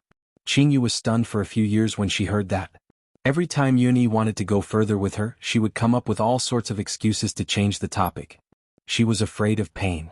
The internationally renowned poison lady, the elder of the Kosha mercenaries, Qingyu, was the most afraid of pain. Yunyi-gij, you're the best. I know I'm wrong. Qingyu pressed down on Yunyi's body that was on top of her and looked at Yunyi with her most innocent and pitiful gaze. Little did she know that Yunyi's breathing grew heavier when he saw Qingyu's innocent and pitiful gaze. Be good, I'll be gentle. Yunyi said slowly as if he knew what Qingyu was afraid of. Will it really be very, very gentle? Sister Jian said it hurts more than all the injuries she's been through. Qingyu was still scared as she blinked at Yunyi. Yunyi's expression darkened when he heard that it was his younger sister who had tricked him, but he recovered quickly and forced Qingyu to give in. It doesn't hurt. I'll stop when you say it hurts. Be good, let's try. In spite of it, when Qingyu cried out in pain, Yunyi had turned into a ferocious wolf. No matter how she knocked or scratched, he refused to stop. In the end, Qingyu's legs gave out for 3 days. 1.5 months later. River City University of Electronic Science and Technology of China. Yunjian had just come out of the martial arts club and was heading to the school. Yunjian Jejia. Before she entered the school, a female voice came from behind her. It was Luing. Yunjian was about to graduate. In a few days, it would be her final graduation exam. Yunjian turned around. Sister Yunjian, what you said last time. I've been thinking about it for more than a month. Now I figured it out. I want to go to school properly. Here, no matter how difficult the future is, I will persevere. Because I want to be a teacher. Go back to the countryside and teach like the teachers in Wuxia. Then tell them about the outside world. This was Lu Ying's decision and future plan after serious consideration over the past few days. Since you've decided, don't go back on your words. Yunjian only said this one sentence. In the end, she patted Lu Ying's shoulder and said nothing else. She turned around and entered the school gate. I will. Lu Ying's eyes suddenly turned red. She put her hands around her mouth and shouted at Yunjian, who was walking through the school gate. 2 days later, Yunjian suddenly received a piece of good news. Yiling was pregnant. Yiling originally thought that there was only a 1% chance. Yi Ling had already planned to have a test tube baby with Lin Wei in the future. She was even prepared to have a dink family. At most, she would not have children. Who knew that Yi Ling would actually be pregnant with a child in this 1% chance? When Yun Jian went to see Yi Ling and Lin Wei, she happened to meet Yi Ling and Lin Wei at the gate. When Yi Ling saw Yun Jian, she wanted to jump from the steps at the gate to the flat ground and hug Yun Jian. However, as soon as she took a step and was about to jump down from the steps at the gate, Lin Wei grabbed her.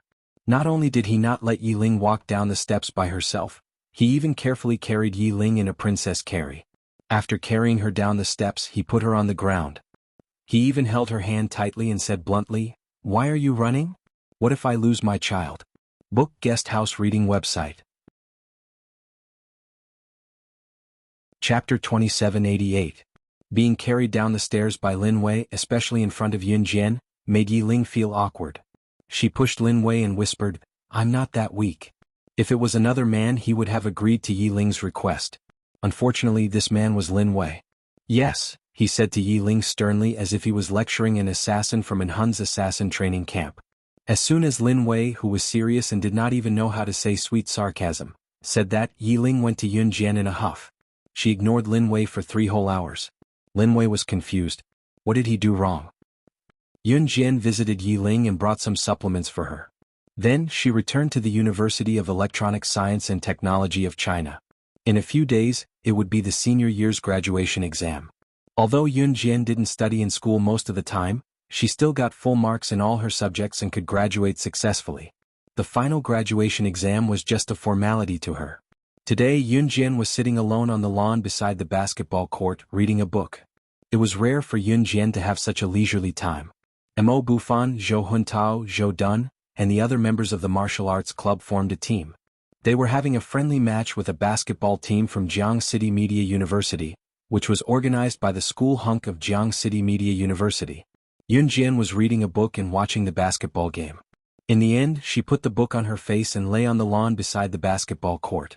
She closed her eyes and slept. Qijuan is so handsome. I can't hold it in anymore. My heart is beating so fast. How can there be such a handsome boy?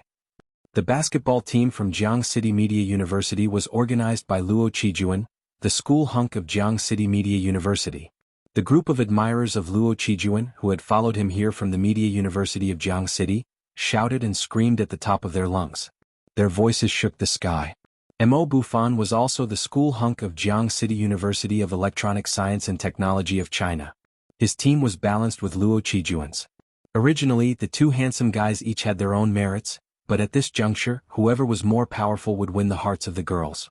Mo Bufan, Zhou Huntao, and the others were not professional basketball teams, so Luo Qijuan's team had the upper hand. Therefore, more girls were screaming Luo Qijuan's name. Mo Bufan naturally didn't care about this. After following the martial arts club led by Yun Jian, this kind of youthful mentality was no longer important to Mo Bufan. His state of mind had also become steady. Luo Qijuan, on the other hand, was extremely cocky.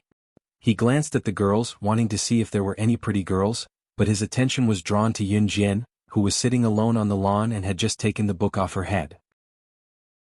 Perhaps to show off his youthful masculinity, Luo Qijuan whistled and seemingly accidentally swatted the basketball away, sending it flying to Yun Jian.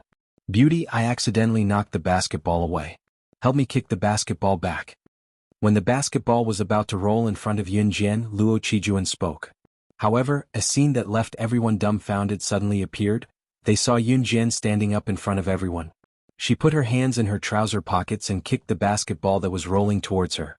Originally, it seemed like a light kick, but unexpectedly the basketball flew up in a perfect arc. In an instant, it directly hit Luo Qijuan, who was trying to act cool, in the face not far away. Everyone exclaimed, but they saw Yun Jian glancing coldly at Luo Qijuan. She had already walked towards the basketball court and came in front of Mo Bufan and the others. In front of everyone, she said something to Luo Qijuan's team that made everyone stunned. 12-6. In the next half of the basketball game, the basketball team of Jiang City Media University, who is leading by 6 points, can forget about winning by 1 point. Chapter 2789. The basketball hit the bridge of Luo Qijuan's nose hard. The impact almost flattened his tall nose. The basketball rolled down from Luo Qijuan's face to the ground. Luo Qijuan howled and covered his nose. What's wrong with this girl? Qijuan, how are you? Luo Qijuan's basketball team members saw this and came over with concern. I'm fine. Luo Qijuan pushed away the male classmate who came up to him with concern and stared straight at Yun Jian. Oh my god, that girl is crazy. She did this to Qijuan for no reason. We should call the police and send her to the police station to rot in jail. Boo-hoo, I feel so sorry for Qijuan. A group of girls who admired Luo Qijuan stood aside and scolded Yun Jian. Each of their words was more unpleasant than the other. There were also girls from the University of Electronic Science and Technology of China who spoke up for Yun Jian. What do you mean for no reason? That's the president of our school's martial arts club. If we don't help our school, do you think we should help your people? Come on, Yun Jian. Get rid of those pretentious people from other schools who come to our school to play basketball. The girls' discussion was like a flock of sparrows clucking their tongues endlessly. There was no moment when it would stop or end. At this time, Luo Qijuan had already wiped his red nose that was hit by the basketball.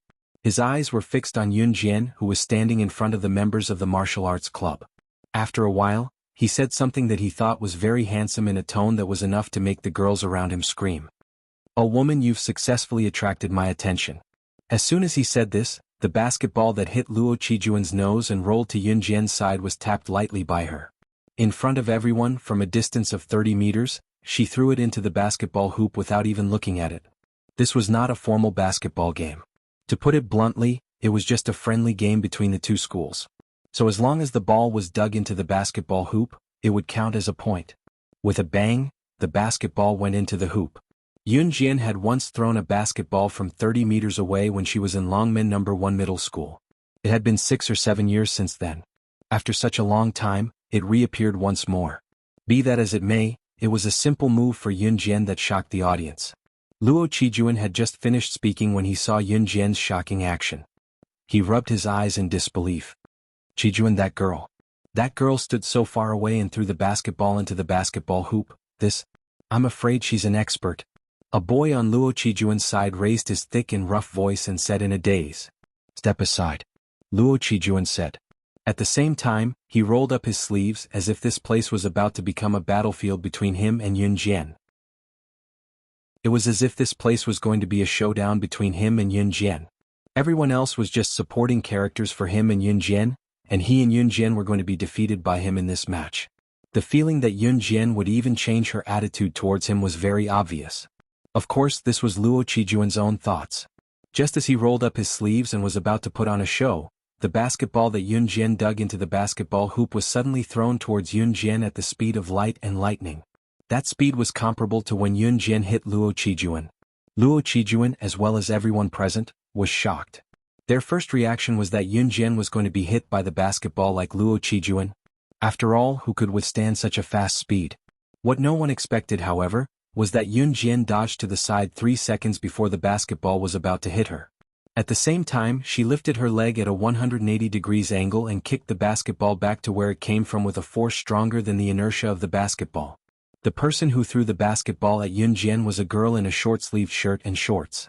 When the girl saw that the basketball was kicked back by Yun Jian, she flipped and barely dodged the ball in front of everyone. The girl was none other than Qing Yu.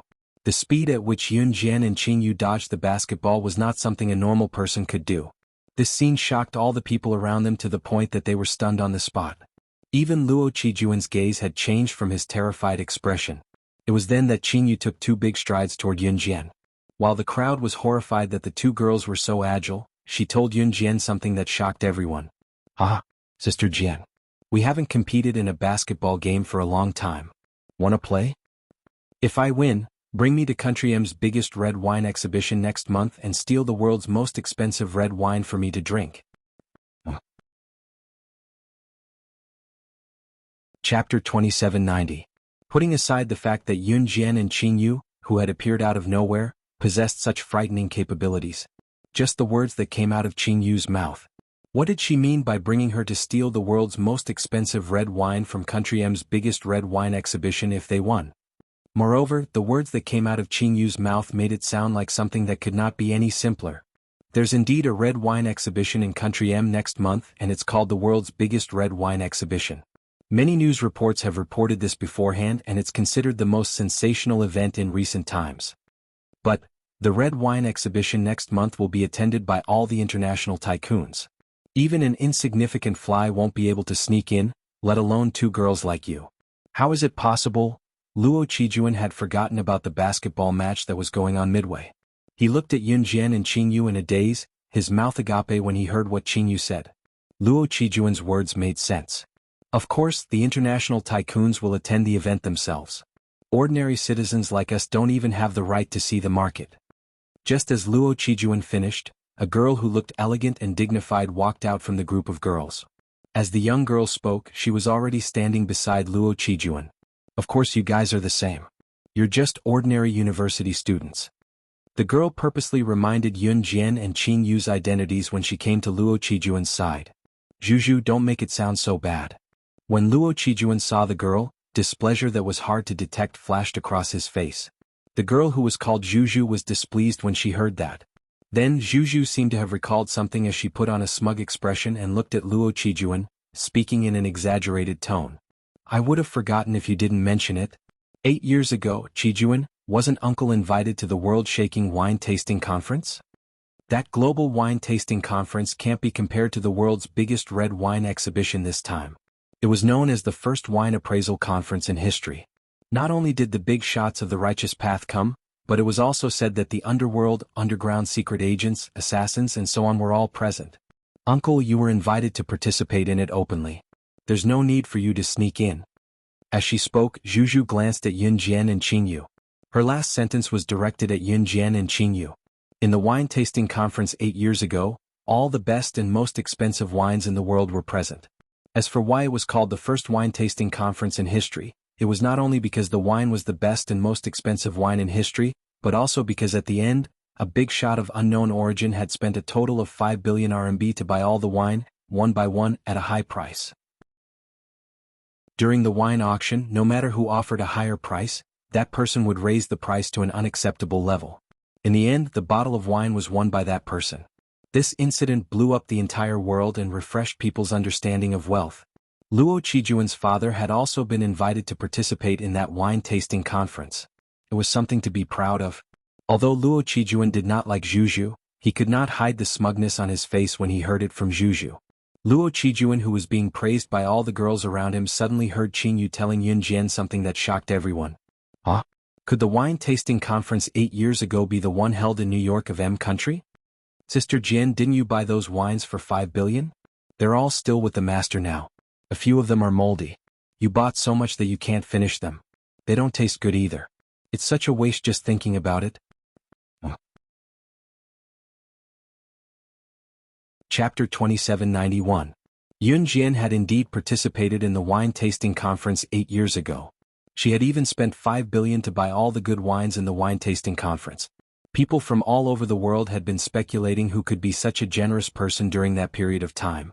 It had even become an international story that had piqued people's interest. Zhu had wanted to use Luo Qijuan's father's honor to have participated in the wine tasting conference to show off, but she had not expected this. How is this possible?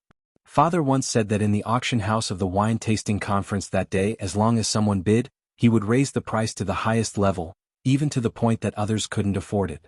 The person who bought all the wine in the end was a man who was at least 1.9 meters tall and covered his entire body, including his face. How could it be her who bought it? She's only a student from the University of Electronic Science and Technology of China. At the very least, she's only the president of a martial arts club. This doesn't fit at all. Luo Qijuan's eyes widened as he looked at Mo Bufan with a crazed expression, as if he wanted Mo Bufan to expose Qing Yu's lie. However, what Luo Qijuan saw was Mo Bufan shrugging his shoulders at Luo Qijuan. He looked to the side and said a sentence full of philosophy that people could not understand. Anything is possible. Such an impractical thing is just like how modern people can travel back in time to change history. It's impossible. Qijuan, don't be fooled. Zhu spoke up unhappily when she saw that the school hunk Luo Qijuan, who had always been cold and aloof, her childhood sweetheart who grew up with her from an aristocratic family, was saying so much because of a woman. The year 2005 was a changing era. It was the era when country Z's economy was developing rapidly. The film industry was also on the right track due to country Z's improved economic conditions. Every household could almost install a TV. Transmigration TV was popular in this era, and there was a popular one not too long ago. Therefore, Zhu could not help but use this as a comparison. Luo Qijuan rubbed his forehead. Although he didn't really like Zhu, he still felt that her words made sense. Therefore, when he came back to his senses, Luo Qijuan looked at Yun Jian and saw that the girls around him were looking at him. Although he wouldn't take a fancy to those girls, a young man like Luo Qijuan couldn't wait for more girls to like him so that he could show off his charm. After flipping his short hair coolly, Luo Qijuan spoke to Yun Jian and Qing Yu in a serious and bossy CEO tone. Little girls at your age haven't seen much of the world. You'll suffer a lot when you go out in the future. As he spoke, he raised his hand and glanced at the watch on his right hand. Then he stared at Yun Jian and continued, I don't have time to play basketball with you. Another day. Beauty, give me your phone number. Let's keep in touch.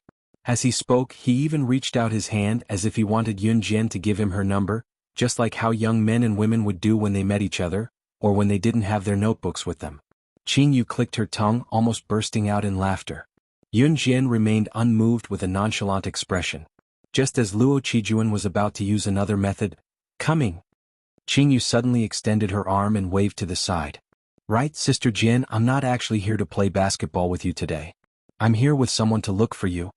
Qing Yu turned to explain to Yun Jian before standing aside. He saw a burly man with a height of 1.9 meters who was wrapped tightly from head to toe walking over. He was tall, but his gait was as nimble as a leopard's. The newcomer was none other than Tiger Bao, who stood side by side with Snake Lizard from the Kosha mercenaries. When Tiger Bao arrived, he greeted Yun Jian respectfully in front of everyone. Sister Jian. This was not a strange thing. However, just as everyone was wondering who this burly man who covered himself up was, the burly man who was standing in front of them suddenly changed his appearance. Luo Qijuan's eyes widened as he shuddered. Looking at Tiger Bao, his hand met Tiger Bao's like a spring, and he exclaimed at him in front of everyone who was watching the show. Look at you. The man who bought all the wine at a high price at the wine tasting event 8 years ago that I mentioned to my dad is exactly the same. My dad even showed me a photo of him at the auction. You're the tycoon who rocked the world 8 years ago.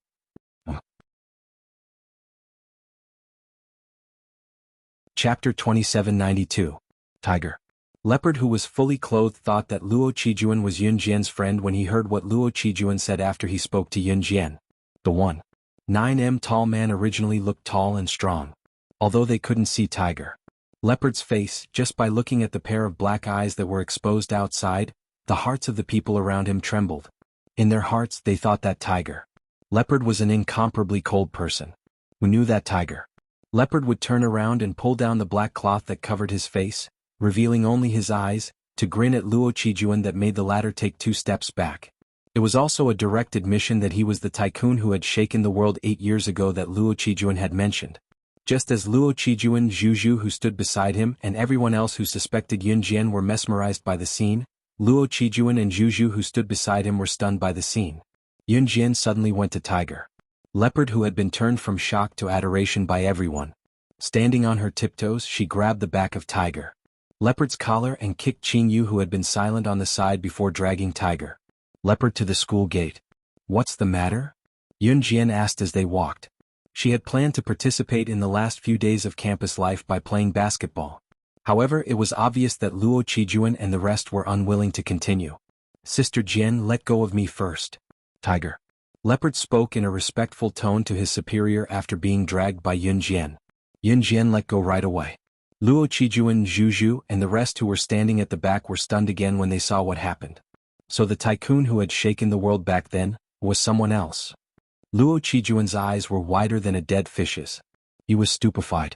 And this person is the president of your Martial Arts Society at River City University of Electronic Science and Technology of China. Luo Qijuan exclaimed in a hoarse voice. When everyone looked up, however, Tiger Leopard and Qing Yu were already following behind Yun Jian. The trio's silhouettes flashed past everyone's eyes like a beautiful scene. When they looked up again, they were nowhere to be found. Kosha mercenaries. There was a reason why Tiger Leopard and Qing Yu had come to Yun Jian personally. Just as Yun Jian returned to Kosha mercenaries, she saw Su Zetian, who was managing Falcon Hall for her, sitting there. Seeing Yun Jian enter, all the higher-ups of Kosha mercenaries and Su Ziqian stood up and nodded at Yun Jian. Sister Jian. Did you see the strategy one gave you earlier? Yun Jian did not beat around the bush. She walked to the highest point of the table and pulled out a stool to sit down, going straight to the point. Yeah, I did. I agree with the idea of relocating Falcon Hall overseas. It's just that Falcon Hall's influence is now spread across country. Except for Zhe province that is under our direct jurisdiction, the other provinces have their own managers. In fact, many district managers are already thinking of breaking away from Falcon Hall and becoming the head of their own faction with their subordinates. If they don't agree to relocate all of Falcon Hall's forces overseas, I'm afraid they'll use this opportunity to strike back at us. Falcon Hall's influence was spread across the country now, but each province had its own manager. Zhe province was the headquarters, so it was under Yun Jian and Su Ziqian's direct jurisdiction.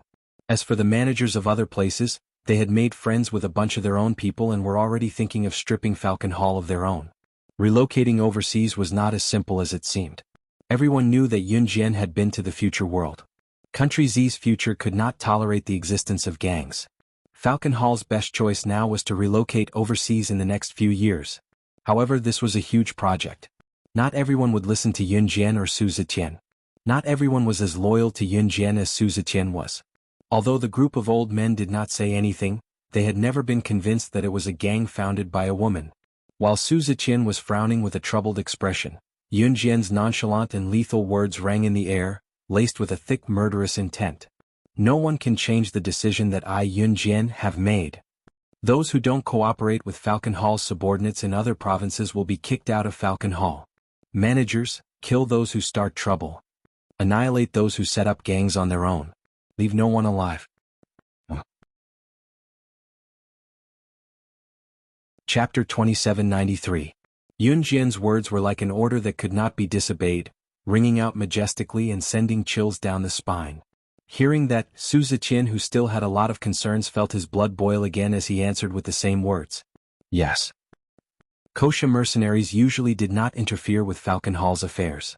Of course, if Falcon Hall had reached a point where it could not be controlled, Kosha mercenaries would step in depending on the situation. After receiving the order, Su Ziqian returned to Country Z first, planning to inform the managers of all provinces about Falcon Hall's overseas relocation as soon as he could. At that time, it would be clear which managers would stand on his side and which managers would want to lead their brothers and set up their own businesses. Of course, this matter could not be left to Su Ziqian. It was just that Su Ziqian had to be the one to start it. Sister Jian, you've been to the future world. Does that mean Falcon Hall in the future world? Qing Yu propped her chin adorably and asked Yun Jian after Su Ziqian left.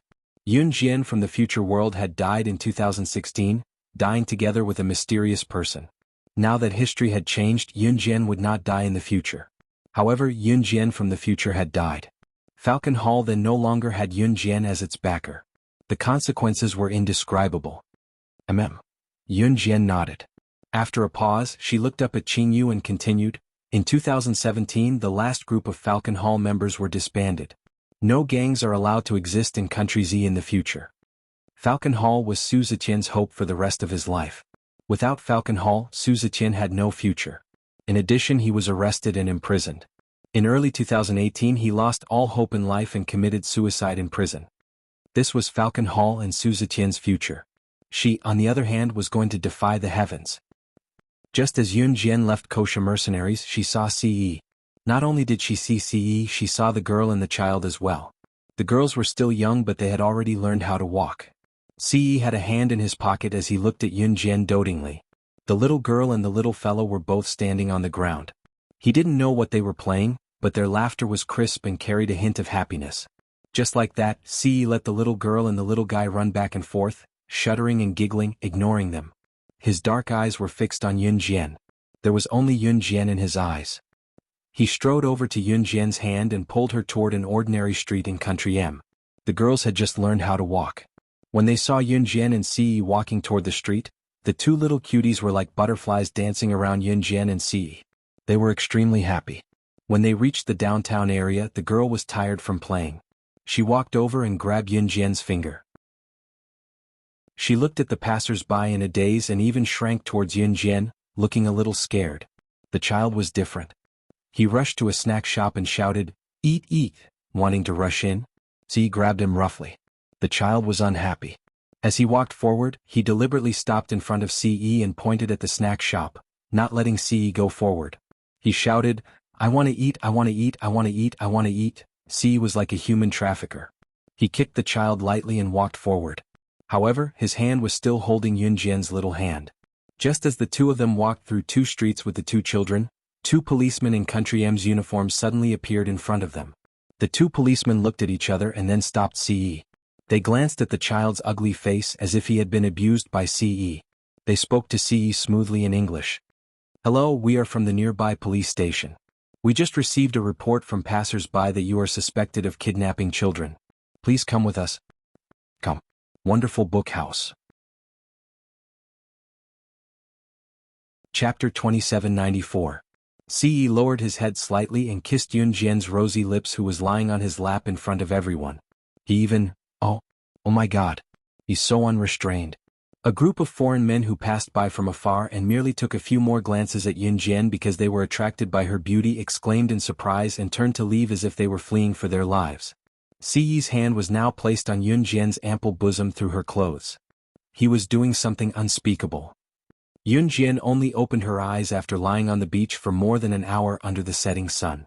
The 2 little guys were already fast asleep on her lap. In the end, Yunjian and CE each carried one of them and brought the kosher mercenaries back. That night, the little fellow and the little girl slept soundly. Even their snores were loud enough to shake the heavens. It was obvious that they were really tired. And Han Group. Shuiying had just returned to his and Si Luo's cozy little home after a busy day. He searched the house but could not find Si Luo. Si Luo was 5 to 6 months pregnant and the baby bump was already showing. Shuiying's first reaction when he could not see Si Luo was to dash to Mo Sen and grab him by the collar. "Mo Sen, where did your wife take my woman?" Shuiying clenched his fists slightly as he spoke, looking like he was really going to pick a fight with Mo Senior. Cough.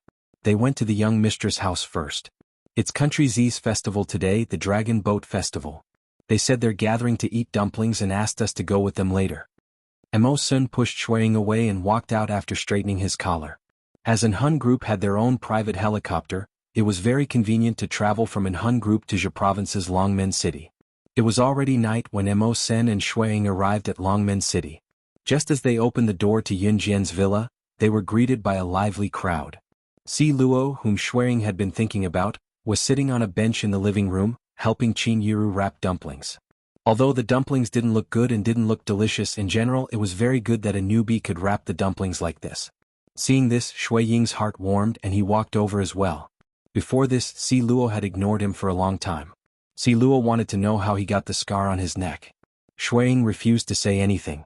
Si Luo was a little angry. She wanted to hug Si Luo from behind, but she did not expect Si Luo to sense Shuiying. She turned around and saw Shuiying trying to hug her secretly. She was so angry that she pouted. Her hand was still stuck with the rice used to make dumplings. She stood to the side and avoided Shuiying. She said that you bullied her. Shuiying, let me tell you, Luo is my best friend. If you bully her, I will fight you to the death. Luo Mei sat at the side. Seeing that Si Luo had run off, she didn't even have time to wipe her hands. She raised her hand and placed her fingers on the handsome snow eagle, except for the frightening scar on his neck. Luo Berry and Si Luo had become best friends. Hey brother Wang, tell me, how did you make sister-in-law angry? Be careful that she doesn't run away. Adam went to Shuiying's side and put an arm around his shoulder, gossiping like a good buddy. Wang Er was a name that Adam had randomly given to him in order to fool Shuiying back then. Shuiying's attention was on Si Luo, so he did not mind how Adam called him. To quickly vent Si Luo's anger, he told him about how Si Luo had asked about the scar on his neck and how he had angered Si Luo by refusing to tell him. Hearing this, Adam moved closer to Shuiying. Instead of helping Shuiying, he asked curiously. Chapter 2795. Hearing Adam's words, Shuiying's eyes darkened. No, sister-in-law asked you, so just tell her. What's there to hide? This woman just wants to hear the truth from you. She doesn't care about what you've been through in the past. What's there to hide? Face or wife, which is more important? Adam thought that Shuiying was unwilling to tell because he was hurt and embarrassed, so he tried to persuade him. In fact, Adam also wanted to know how Shuiying got his scar. After all, this scar directly reduced Shui Ying's handsomeness. Originally, in terms of appearance, Shui Ying was much better than the other 3 leaders of the Inhun organization. Shui Ying frowned. Just as he was about to reject Adam's words, he suddenly saw Si Luo, who had run away just now, walk back. Si Luo was looking in Shui Ying's direction, her beautiful eyes sparkling as if she wanted to hear Shui Ying's answer. Shui Ying's face darkened, and he decided not to say anything. Si Luo pursed her lips. Seeing Shui Ying's reaction, she walked away again. Shui Ying wanted to go forward, but Adam stopped him.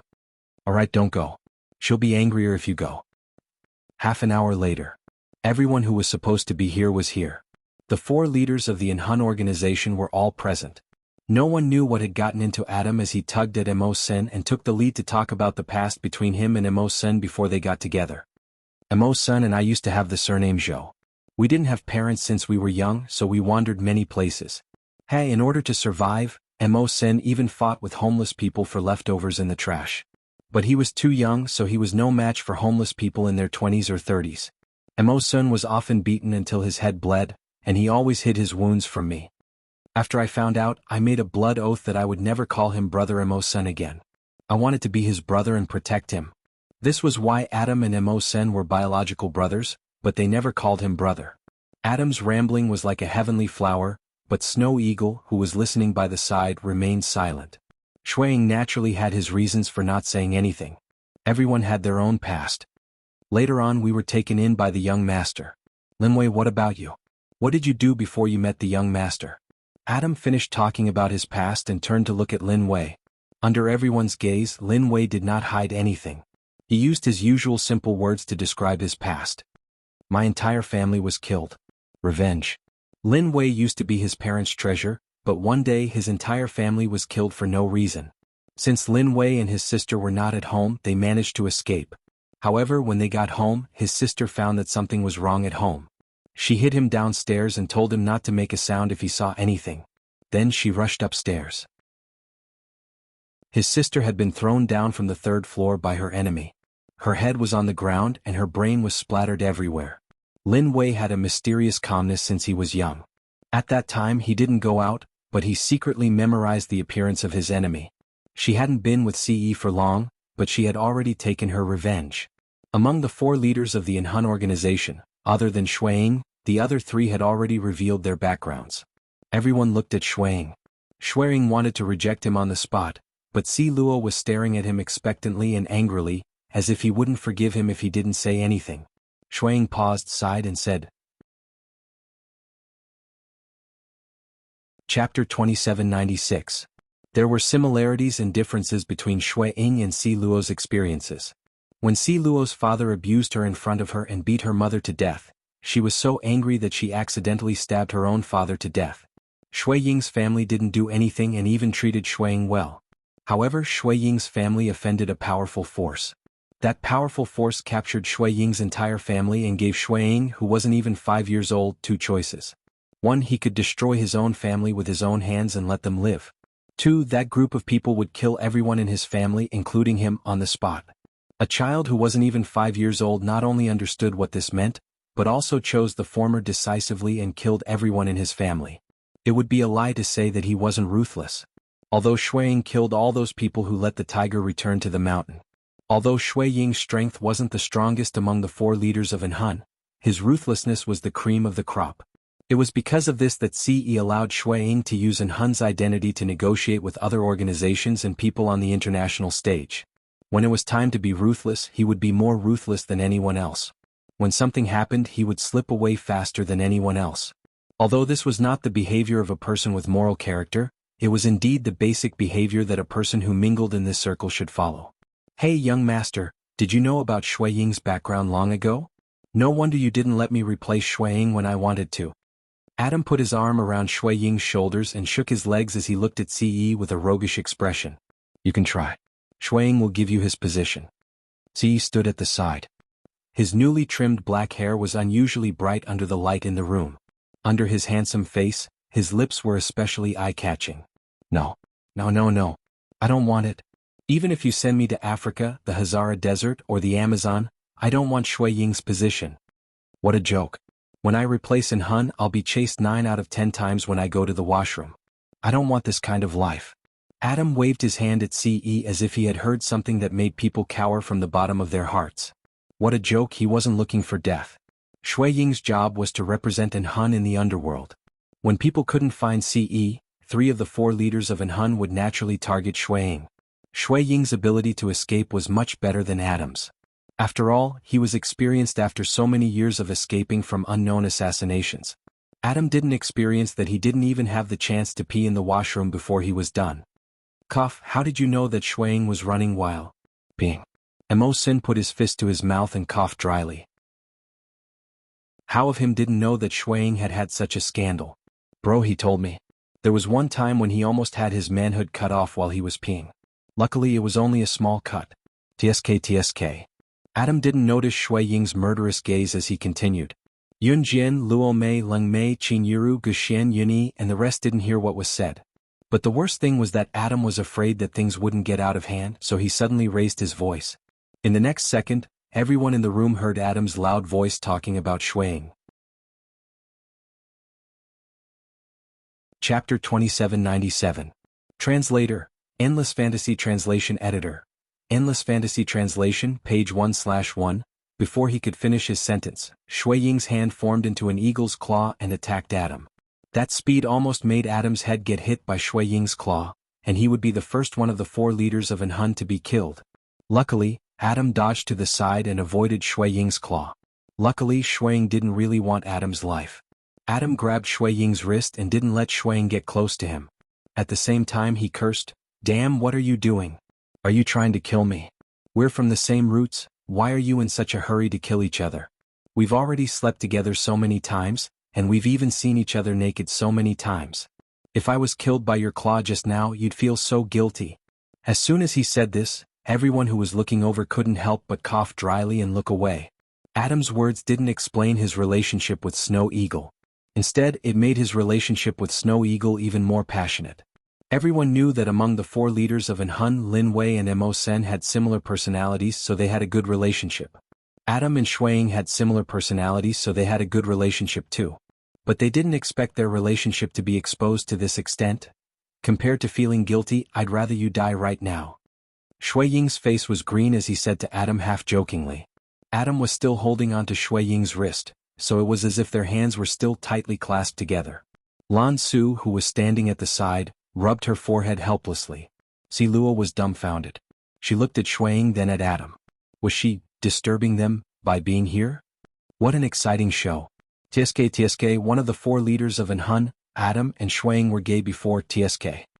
Leng Mei had taken a dumpling from the kitchen and was eating it as she stood beside Yun Jian. She seemed to have made a big discovery. Damn this woman, what are you talking about? Do you believe I won't twist your head off? Adam immediately glared at Leng Mei when he heard that. Sister Jian, I'm on your side. This person who's not with us said he's going to twist my head off.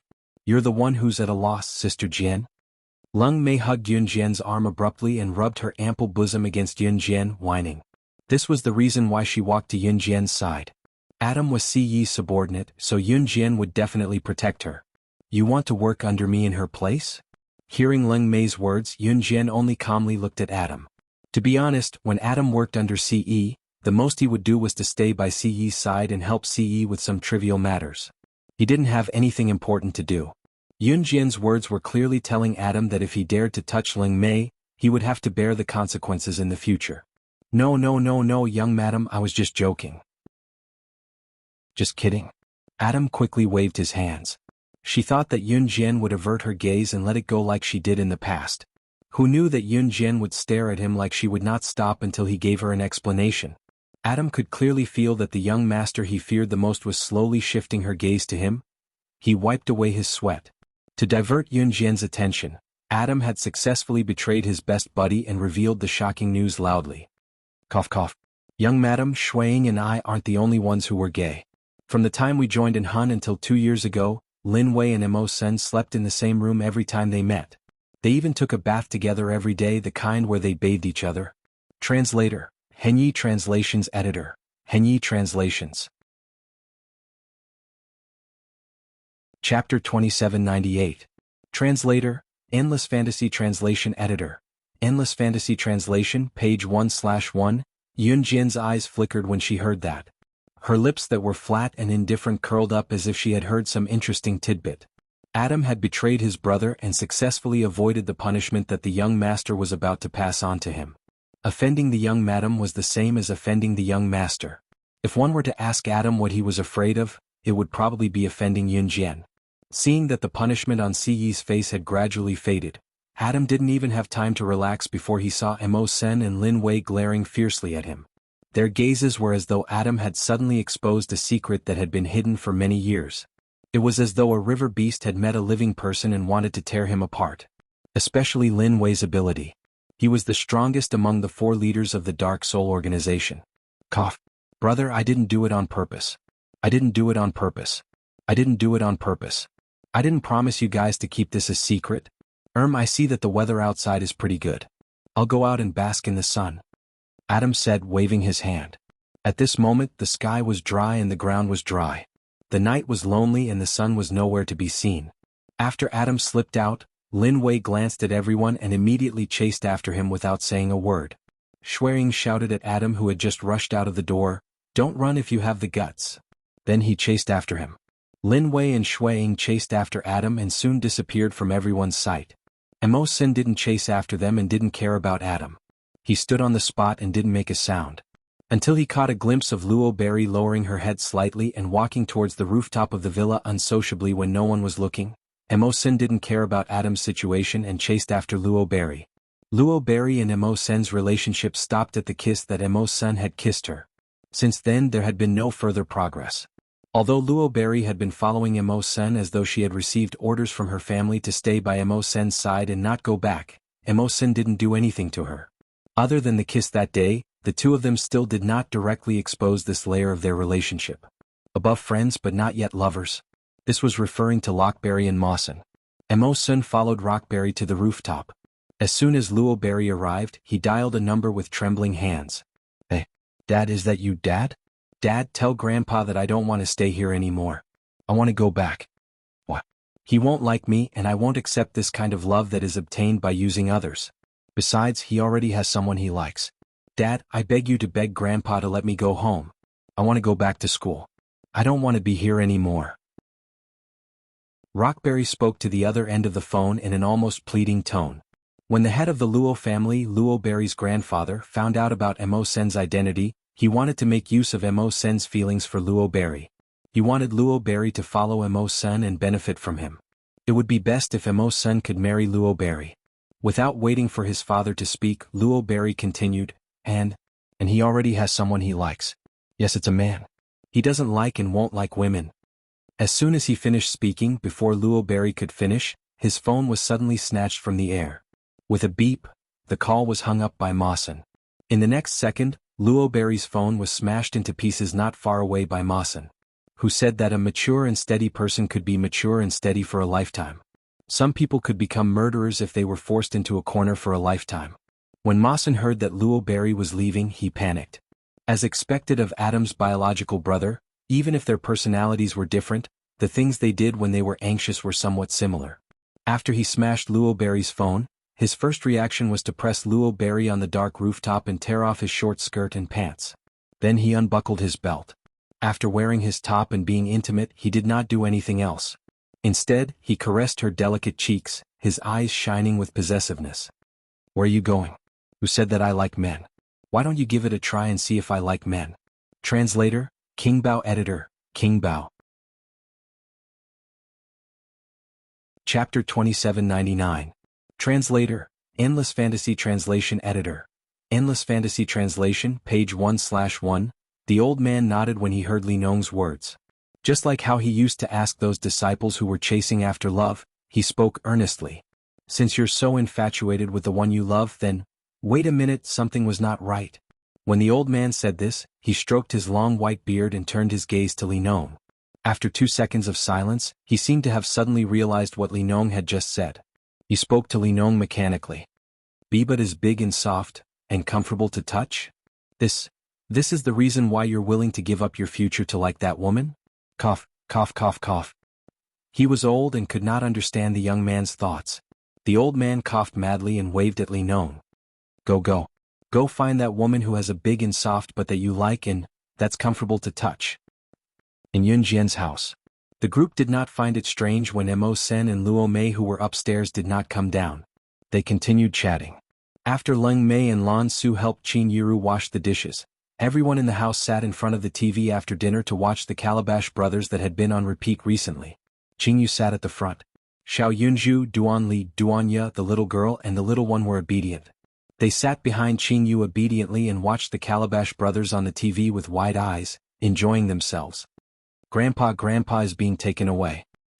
Calabash Brothers, go save Grandpa, quick.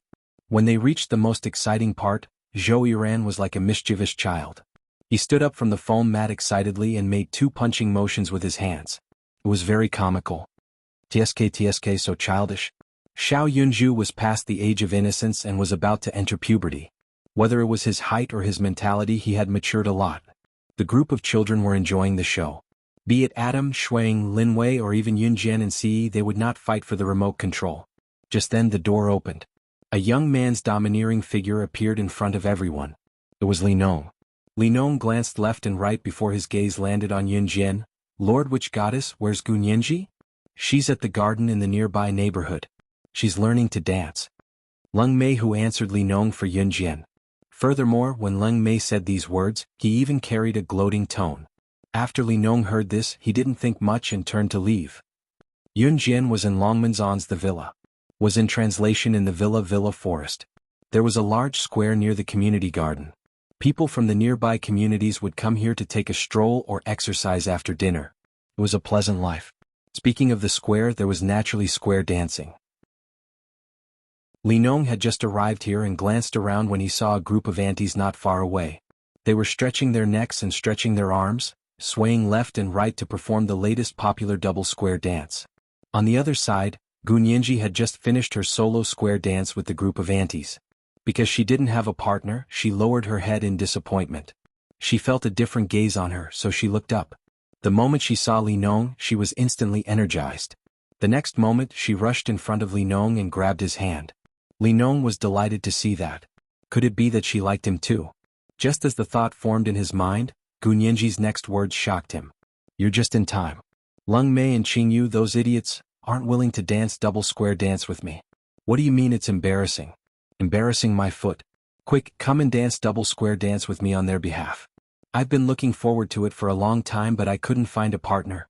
Translator, Henyi Translations Editor, Henyi Translations. Chapter 2800. Couple Square Dance? Hearing Gunyanji's words, Li Nong's brows furrowed slightly, as if he was thinking about what square dancing was. Oh my god, don't tell me you don't know how to dance? Gunyanji covered her face with both hands and pretended to be shocked. Like them? Li Nong's face darkened, but he still pointed at the aunties dancing next to them and asked. Gunyanji shook her head up and down like a rattledrum. I can learn it in a second, but the prerequisite is that you have to promise me something. Li Nong threw out a very tempting bait. Hearing this, Gunyanji's eyes lit up. Really? Whatever it is, I'll agree to it. There's no one to dance with me and people have been looking at me strangely for the past few days. I've had enough. If Leng Mei was here, she would definitely roll her eyes at her. People were looking at her strangely because she didn't have a partner. It was clearly because she was a young girl mixing in with a group of aunties to do square dancing. That was why they were staring at her. Hearing this, Li Nong smiled wickedly. The next second, he leaned over to Gunyanji's ear and said something that made Gunyanji instantly cup her cheeks and blush. You scoundrel. Gunyanji stuttered for a long time before stuttering this sentence. Then I'll be leaving. Li Nong turned to leave, but the moment he turned, he curved his lips slightly, as if waiting for the fish on the hook to take the bait. Sure enough, Gunyanji didn't even need to wait for Li Nong to count to 3 in her heart. The moment she saw Li Nong turn around, Gunyanji admitted defeat. Okay. I agree. But let's make a deal. Only, what?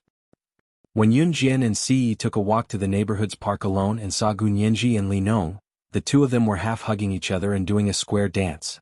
If the dance was a little more exaggerated, they could probably fly into the sky with their arms around each other. A boar and a sow. Yun Jian had brought her mobile phone with her. In 2005, new mobile phones already had camera functions, but the pixels weren't clear. Yun Jian raised her phone and pointed it at Gu Nianji and Li Nong, taking a complete picture of them. Yun Jian had just returned home when Mo Sen and Luo Berry came down from the rooftop. Mo Sen's expression was still normal, but Luo Berry's face was as red as a strawberry. The next day, Mo Sen invited Yun Jian as he sat on the rooftop. He wanted Yun Jian to help him go to the Luo family to propose marriage to Luo Mei, the Luo household. Elder Luo smiled respectfully at Mo Senator because he knew Mo Sen's identity. Elder Luo's expression towards Mo Sen was extremely respectful. However, Mo Sen only brought a few expensive things and did not mention the matter of marriage. Luo Mei stood behind Old Master Luo with her hands clenched into fists. She looked nervous. What do you mean by sending the berries back?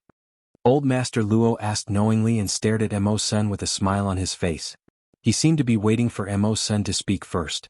Speak for yourself. Yun Jian smiled wickedly. After hearing Old Master Luo's words, she walked past Mo Sen and left the house. He had invited Yun Jian here to let Yun Jian speak for him. Seeing that Yun Jian had actually left, Mo Sen's expression froze. After all, he had never proposed marriage before. How should he say this? In the next second, Mo Sen did not hesitate. The moment Yun Jian was about to step out of the Luo family's house, he suddenly pointed at Luo Berry and said to Old Master Luo what everyone in the Luo family wanted to say. Sell her to me. You can name the price. Come. Wonderful Book House. Chapter 2801. After saying this, Mo Sen always felt that what he said was weird. But he only knew what marriage proposal was and he had never proposed marriage before. He had never even seen anyone propose marriage before. Naturally, he didn't know what to say or do. As soon as she walked to the gate, Yun Jian, who was about to leave, suddenly stopped. How was this a marriage proposal? Strictly speaking, it was more like an open transaction of human trafficking. It was like a human trafficker. After hearing Mo Sen's words, the people of the Luo clan were stunned. Then their faces revealed an awkward expression. Our Luo family is also a famous family. Naturally, we won't sell our daughter for glory. What Old Master Luo wanted was naturally not Mo Sen's money. The Luo family was also one of the top wealthy families. Of course, they were not short of money. But Mo Sen's status in the world was something that could only be found by chance. If Old Master Luo wanted to climb up this branch, it was equivalent to having the strongest backing. But he still wanted to save face, so when Old Master Luo said this, he winked at Mo Sen, as if telling Mo Sen that he should propose marriage in a normal way. How could Mo Sen propose marriage in a normal way? After hearing Old Master Luo's words, he thought that Old Master Luo would not agree. His face instantly darkened. Mo Sen looked at Old Master Luo. Just when everyone in the Luo family thought that Mo Sen should know what Old Master Luo meant. He suddenly stepped forward, jumped over Old Master Luo, grabbed Luo Mei's hand, and looked sideways at Old Master Luo. So you mean you don't agree? Old Master Luo thought that Mo Sen deliberately said the wrong thing. But seeing Mo Sen's appearance, he instinctively understood that Mo Sen just wanted to spend money to buy Luo Mei, and then cut off all ties with the Luo family. Even buying Luo Mei just wanted her, and was not willing to give Luo Mei a status. This world was very realistic. No matter how rich and powerful you were, as long as it could not bring you benefits, then it was nothing to you.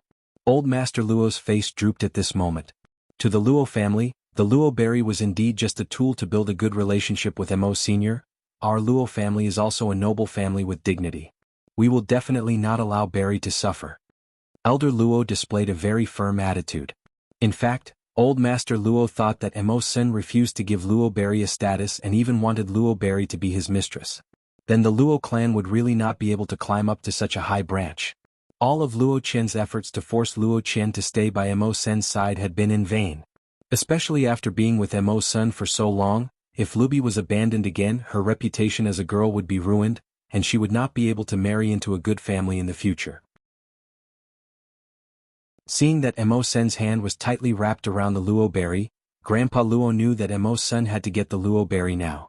Grandpa Luo mistakenly thought that Mo Sen did not want to give Luo Berry a status, so in order to make Mo Sen change his mind, he provoked Mo Sen by saying, "My berry grew up under my protection. She will not be anyone's mistress." After that, Grandpa Luo paused, looked at Luo Berry and continued, "Berry, do you remember Lin Juanhao from the Lin group who played with you when you were young? Your brother Lin Juanhao is doing well now and he is also handsome. Your brother Lin Jiahao mentioned you 2 days ago. Go and meet him tomorrow. If you have a good impression of each other, Grandpa will make the decision for you. When these words fell, the surrounding people all sucked in a breath of air because the expression on Mo Sen's face had already changed from a friendly one to a murderous one. If the Luo family were not Luo Berry's relatives, they would have been killed by Mo Sen long ago. How could he have the temper to talk to them? Just when Old Master Luo and everyone in the Luo family thought that Mo Sen would take a step back for Luo Berry, Mo Sen held Luo Berry's hand tightly and said something that shocked everyone present.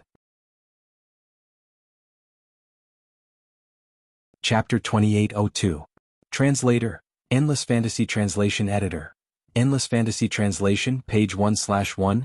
Yunjian was sure that this was her first time hearing Mo Sen speak so crudely after knowing his character. The Luo family fell silent after hearing Mo Sen's words. Luo Mei was so embarrassed that she wished she could find a crack to hide in and never see anyone again. Both parties were caught in an awkward atmosphere. It was then that Yunjian turned around to resolve the awkwardness. These are Mo Sen's betrothal gifts to the Luo family's daughter Luo Mei. Glancing at the expensive items brought by Mo Sen, Yunjian said simply. This sentence finally calmed down the surrounding atmosphere. Old Master Luo's eyes bulged and he coughed dryly in the next second, as if trying to ease the awkwardness. So, Mo Sen was here to propose marriage today. He even thought that the Luo family was unwilling to marry Luo Mei to him because of what he said. Cough cough. Oh, oh. As long as Luo Mei agrees, I have no objections. Old Master Luo regretted what he said, but since he had already said it, he could only pretend that he did not say anything. Old Master Luo winked at Luo Mei from the corner of his eyes. It was like he was warning Luo Mei that she could forget about staying in this family if she did not agree to Mo Sen's proposal. Luo Mei hung her head low because of what Mo Sen said, as if she was shy. From the looks of it, it was obvious that Luo Berry was willing. Star City Junior High School. Star City Junior High School was Baoding City's junior high school. Baoding City was very close to Longmen City. If Xinjiang Town was under Longmen City's jurisdiction, then Longmen City was under Baoding City's jurisdiction. Moreover, Baoding City Star City Junior High School was famous in the entire Zhe province for having an endless supply of top students. It was a high school that countless parents would do anything to send their children to. Class 2-9. Yunju was sitting in his seat. He was almost 15 years old, but he had already grown into a handsome and well-defined face. At 14 he was already 1.78 meters tall. His childish face had faded away and he was even more reticent now compared to when he was young. This was probably the normal mentality of adolescent males. Yunju, haha. Yunju, your wife was slapped by someone. She's standing at the door of class 1. Just then, two boys of the same age as Yunju rushed into the classroom with their arms around each other's shoulders. They were grinning mischievously as if they were here to watch a show. What wife? Like I said, Duan Li from the first class is only staying at Yunju's house. She was adopted by Yunju's mother when she was young. A girl who was applying lipstick in front of the mirror immediately stood up and retorted when she heard the two boys laughing at the door. The girl's name was Yen Tong. She was Yunju's #1 admirer. Oh, is that so? Look, Yunju has already run to support his wife. Ah, quick, let's go and have a look. One of the two boys laughed as he put his arm around the other's shoulder and ran out with Yunju. Yunju, you. Seeing this, Yen Tong stomped his feet and followed her. Yunju ran from class 9 to class 1 in less than half a minute. Duan Li was standing at the door of the classroom. A female teacher was standing in front of her, scolding Duan Li. It was obvious that the slap mark on Duan Li's face was the work of this female teacher. Seeing this, Yen Tong crossed her arms and sneered. She said to the two boys who came to watch the show, Duan Li from the first class is not Yunju's wife. I'm the future wife. Besides, Yunju would never talk back to the teacher for his so-called sister. With so many people watching, Yunju would at most show his concern for Duan Li as a brother. There was nothing special about it. But the moment Yen Tonger finished speaking, the two boys cried out in surprise. When Yen Tonger looked over, she saw Yunju rushing directly to the female teacher in front of everyone. In the next second, he punched the female teacher to the ground and slapped her face with 10 times the force. He was a quiet adolescent, but he said coldly to the female teacher in front of everyone, "Old woman, don't let me see you bully her. Otherwise, I'll beat you up every time I see you." Book Guest House Reading Website. Chapter 2803. Translator, Endless Fantasy Translation Editor. Endless Fantasy Translation. Yunju kisses Duan Li, page 1/1. Yunju's punch landed heavily on the female teacher's face. In just a split second, the female teacher's face was smashed to the side. The female students around them screamed. The male students formed groups and put their arms around each other's shoulders. They were afraid that the commotion would not be big enough, so they gathered around and cheered. After the female teacher was beaten to the ground, the male teachers rushed out of the office after hearing the news. They ran over and tried to stop Yunju, who was about to punch the female teacher again. However, Yunju had learned martial arts from Yunjian and Si. Although he was only trained during winter and summer vacations, he did not receive a harsh scolding like Zhou Yiran and the little fellow, Si. He only learned some simple moves. However, these mature male teachers were no match for Yunju even though they had only learned a few moves. Yunju broke free of the male teacher's restraints. They were thrown aside by Yunju within 3 seconds. They could not get up after they fell to the ground. At that moment, Yunju turned her gaze back to the female teacher. Everyone's hearts tightened at this moment. Yunju was about to step forward and continue to beat up the female teacher who had bullied Duanli. No one could stop him. Stop. Duanli suddenly rushed forward and pulled Yunju back. Yunju stopped in his tracks and did not move forward. Cough cough. What does our male student eat? He's so strong. After the male teachers got up from the ground, they were afraid that Yunju would attack again. They immediately pulled Yunju back. The female teacher who had been beaten to the ground finally recovered. She twitched the corner of her mouth and stared at Yunju with wide eyes in disbelief. In the next second, she screamed at the top of her lungs, "Yunju! How dare you hit a teacher? Which class are you from? Punishment. You must be severely punished." Star City Junior High School was a school where parents from nearby cities racked their brains to send their students to. The quality of their students was very good. Therefore, most of the teachers in the school, regardless of whether it was the parents or the students, put on a high and mighty attitude. Yunju was self-reliant and did not want to cause trouble for Yunjian. He took on the severe punishment and suspension for a week from the school without any resistance.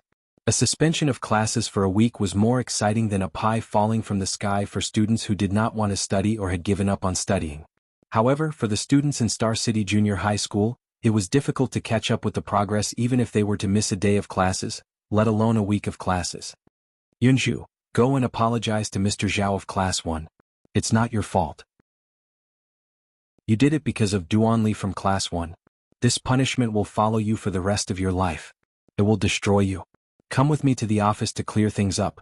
My dad knows the principal. Can you cross off the penalty? Yentong stood. Was standing as he stood, Yunju who was standing as he Yentong Yen. Step. Yunju packed his bag and pushed Yentong away. He slung his bag over his shoulder and strode out of the classroom. Come on, he only has his wife in his heart. Yentong, where do you think you're going? Ah. Seeing this, the two male students at the top of the class jeered again. Yentong was furious. Class time. Duanli had just walked out of the teacher's office after being scolded. She saw Yunju as she turned a corner. When Yunju, Duanli, and Duanya were young, they had a lot of fun. However, when they grew up and reached puberty, Duanli and Yunju's temperament changed. Yunju was no longer as lively as before, calling Duanli chestnut. Even Duanli, who used to be very lively with Yunju, seemed to have realized the difference between men and women. She had been avoiding Yunju recently. Even Yunju did not know what he had done wrong. Why was Duanli avoiding him like the plague? Duanli was shocked when she saw Yunju standing there with his bag, but she quickly lowered her head. I'm sorry. Duanli apologized to Yunju. She was the one who caused Yunju to be punished for hitting the teacher and being suspended for a week. Yunju didn't respond to his apology. In Duanli's heart, Yunju was her brother. They had always been friends and family. Other than that, there was nothing else. Just when she felt that her brother was protecting her, her heart felt warm. Yunju, who was sitting opposite her, suddenly tossed her bag onto the ground. She strode forward and grabbed Duanli's head without any warning. She bent down and kissed Duanli fiercely as if she was going to swallow her whole. Translator. Henyi Translations Editor. Henyi Translations. You're tuning in to the Han Li's Wuxia Chronicles YouTube channel. We're so grateful for your support, and don't forget to subscribe to join us on this incredible journey through captivating stories. Your generosity through donations truly makes a world of difference, as it's the primary source of revenue that allows me to expand and enhance this channel for you. Thank you from the bottom of my heart for being a part of this adventure.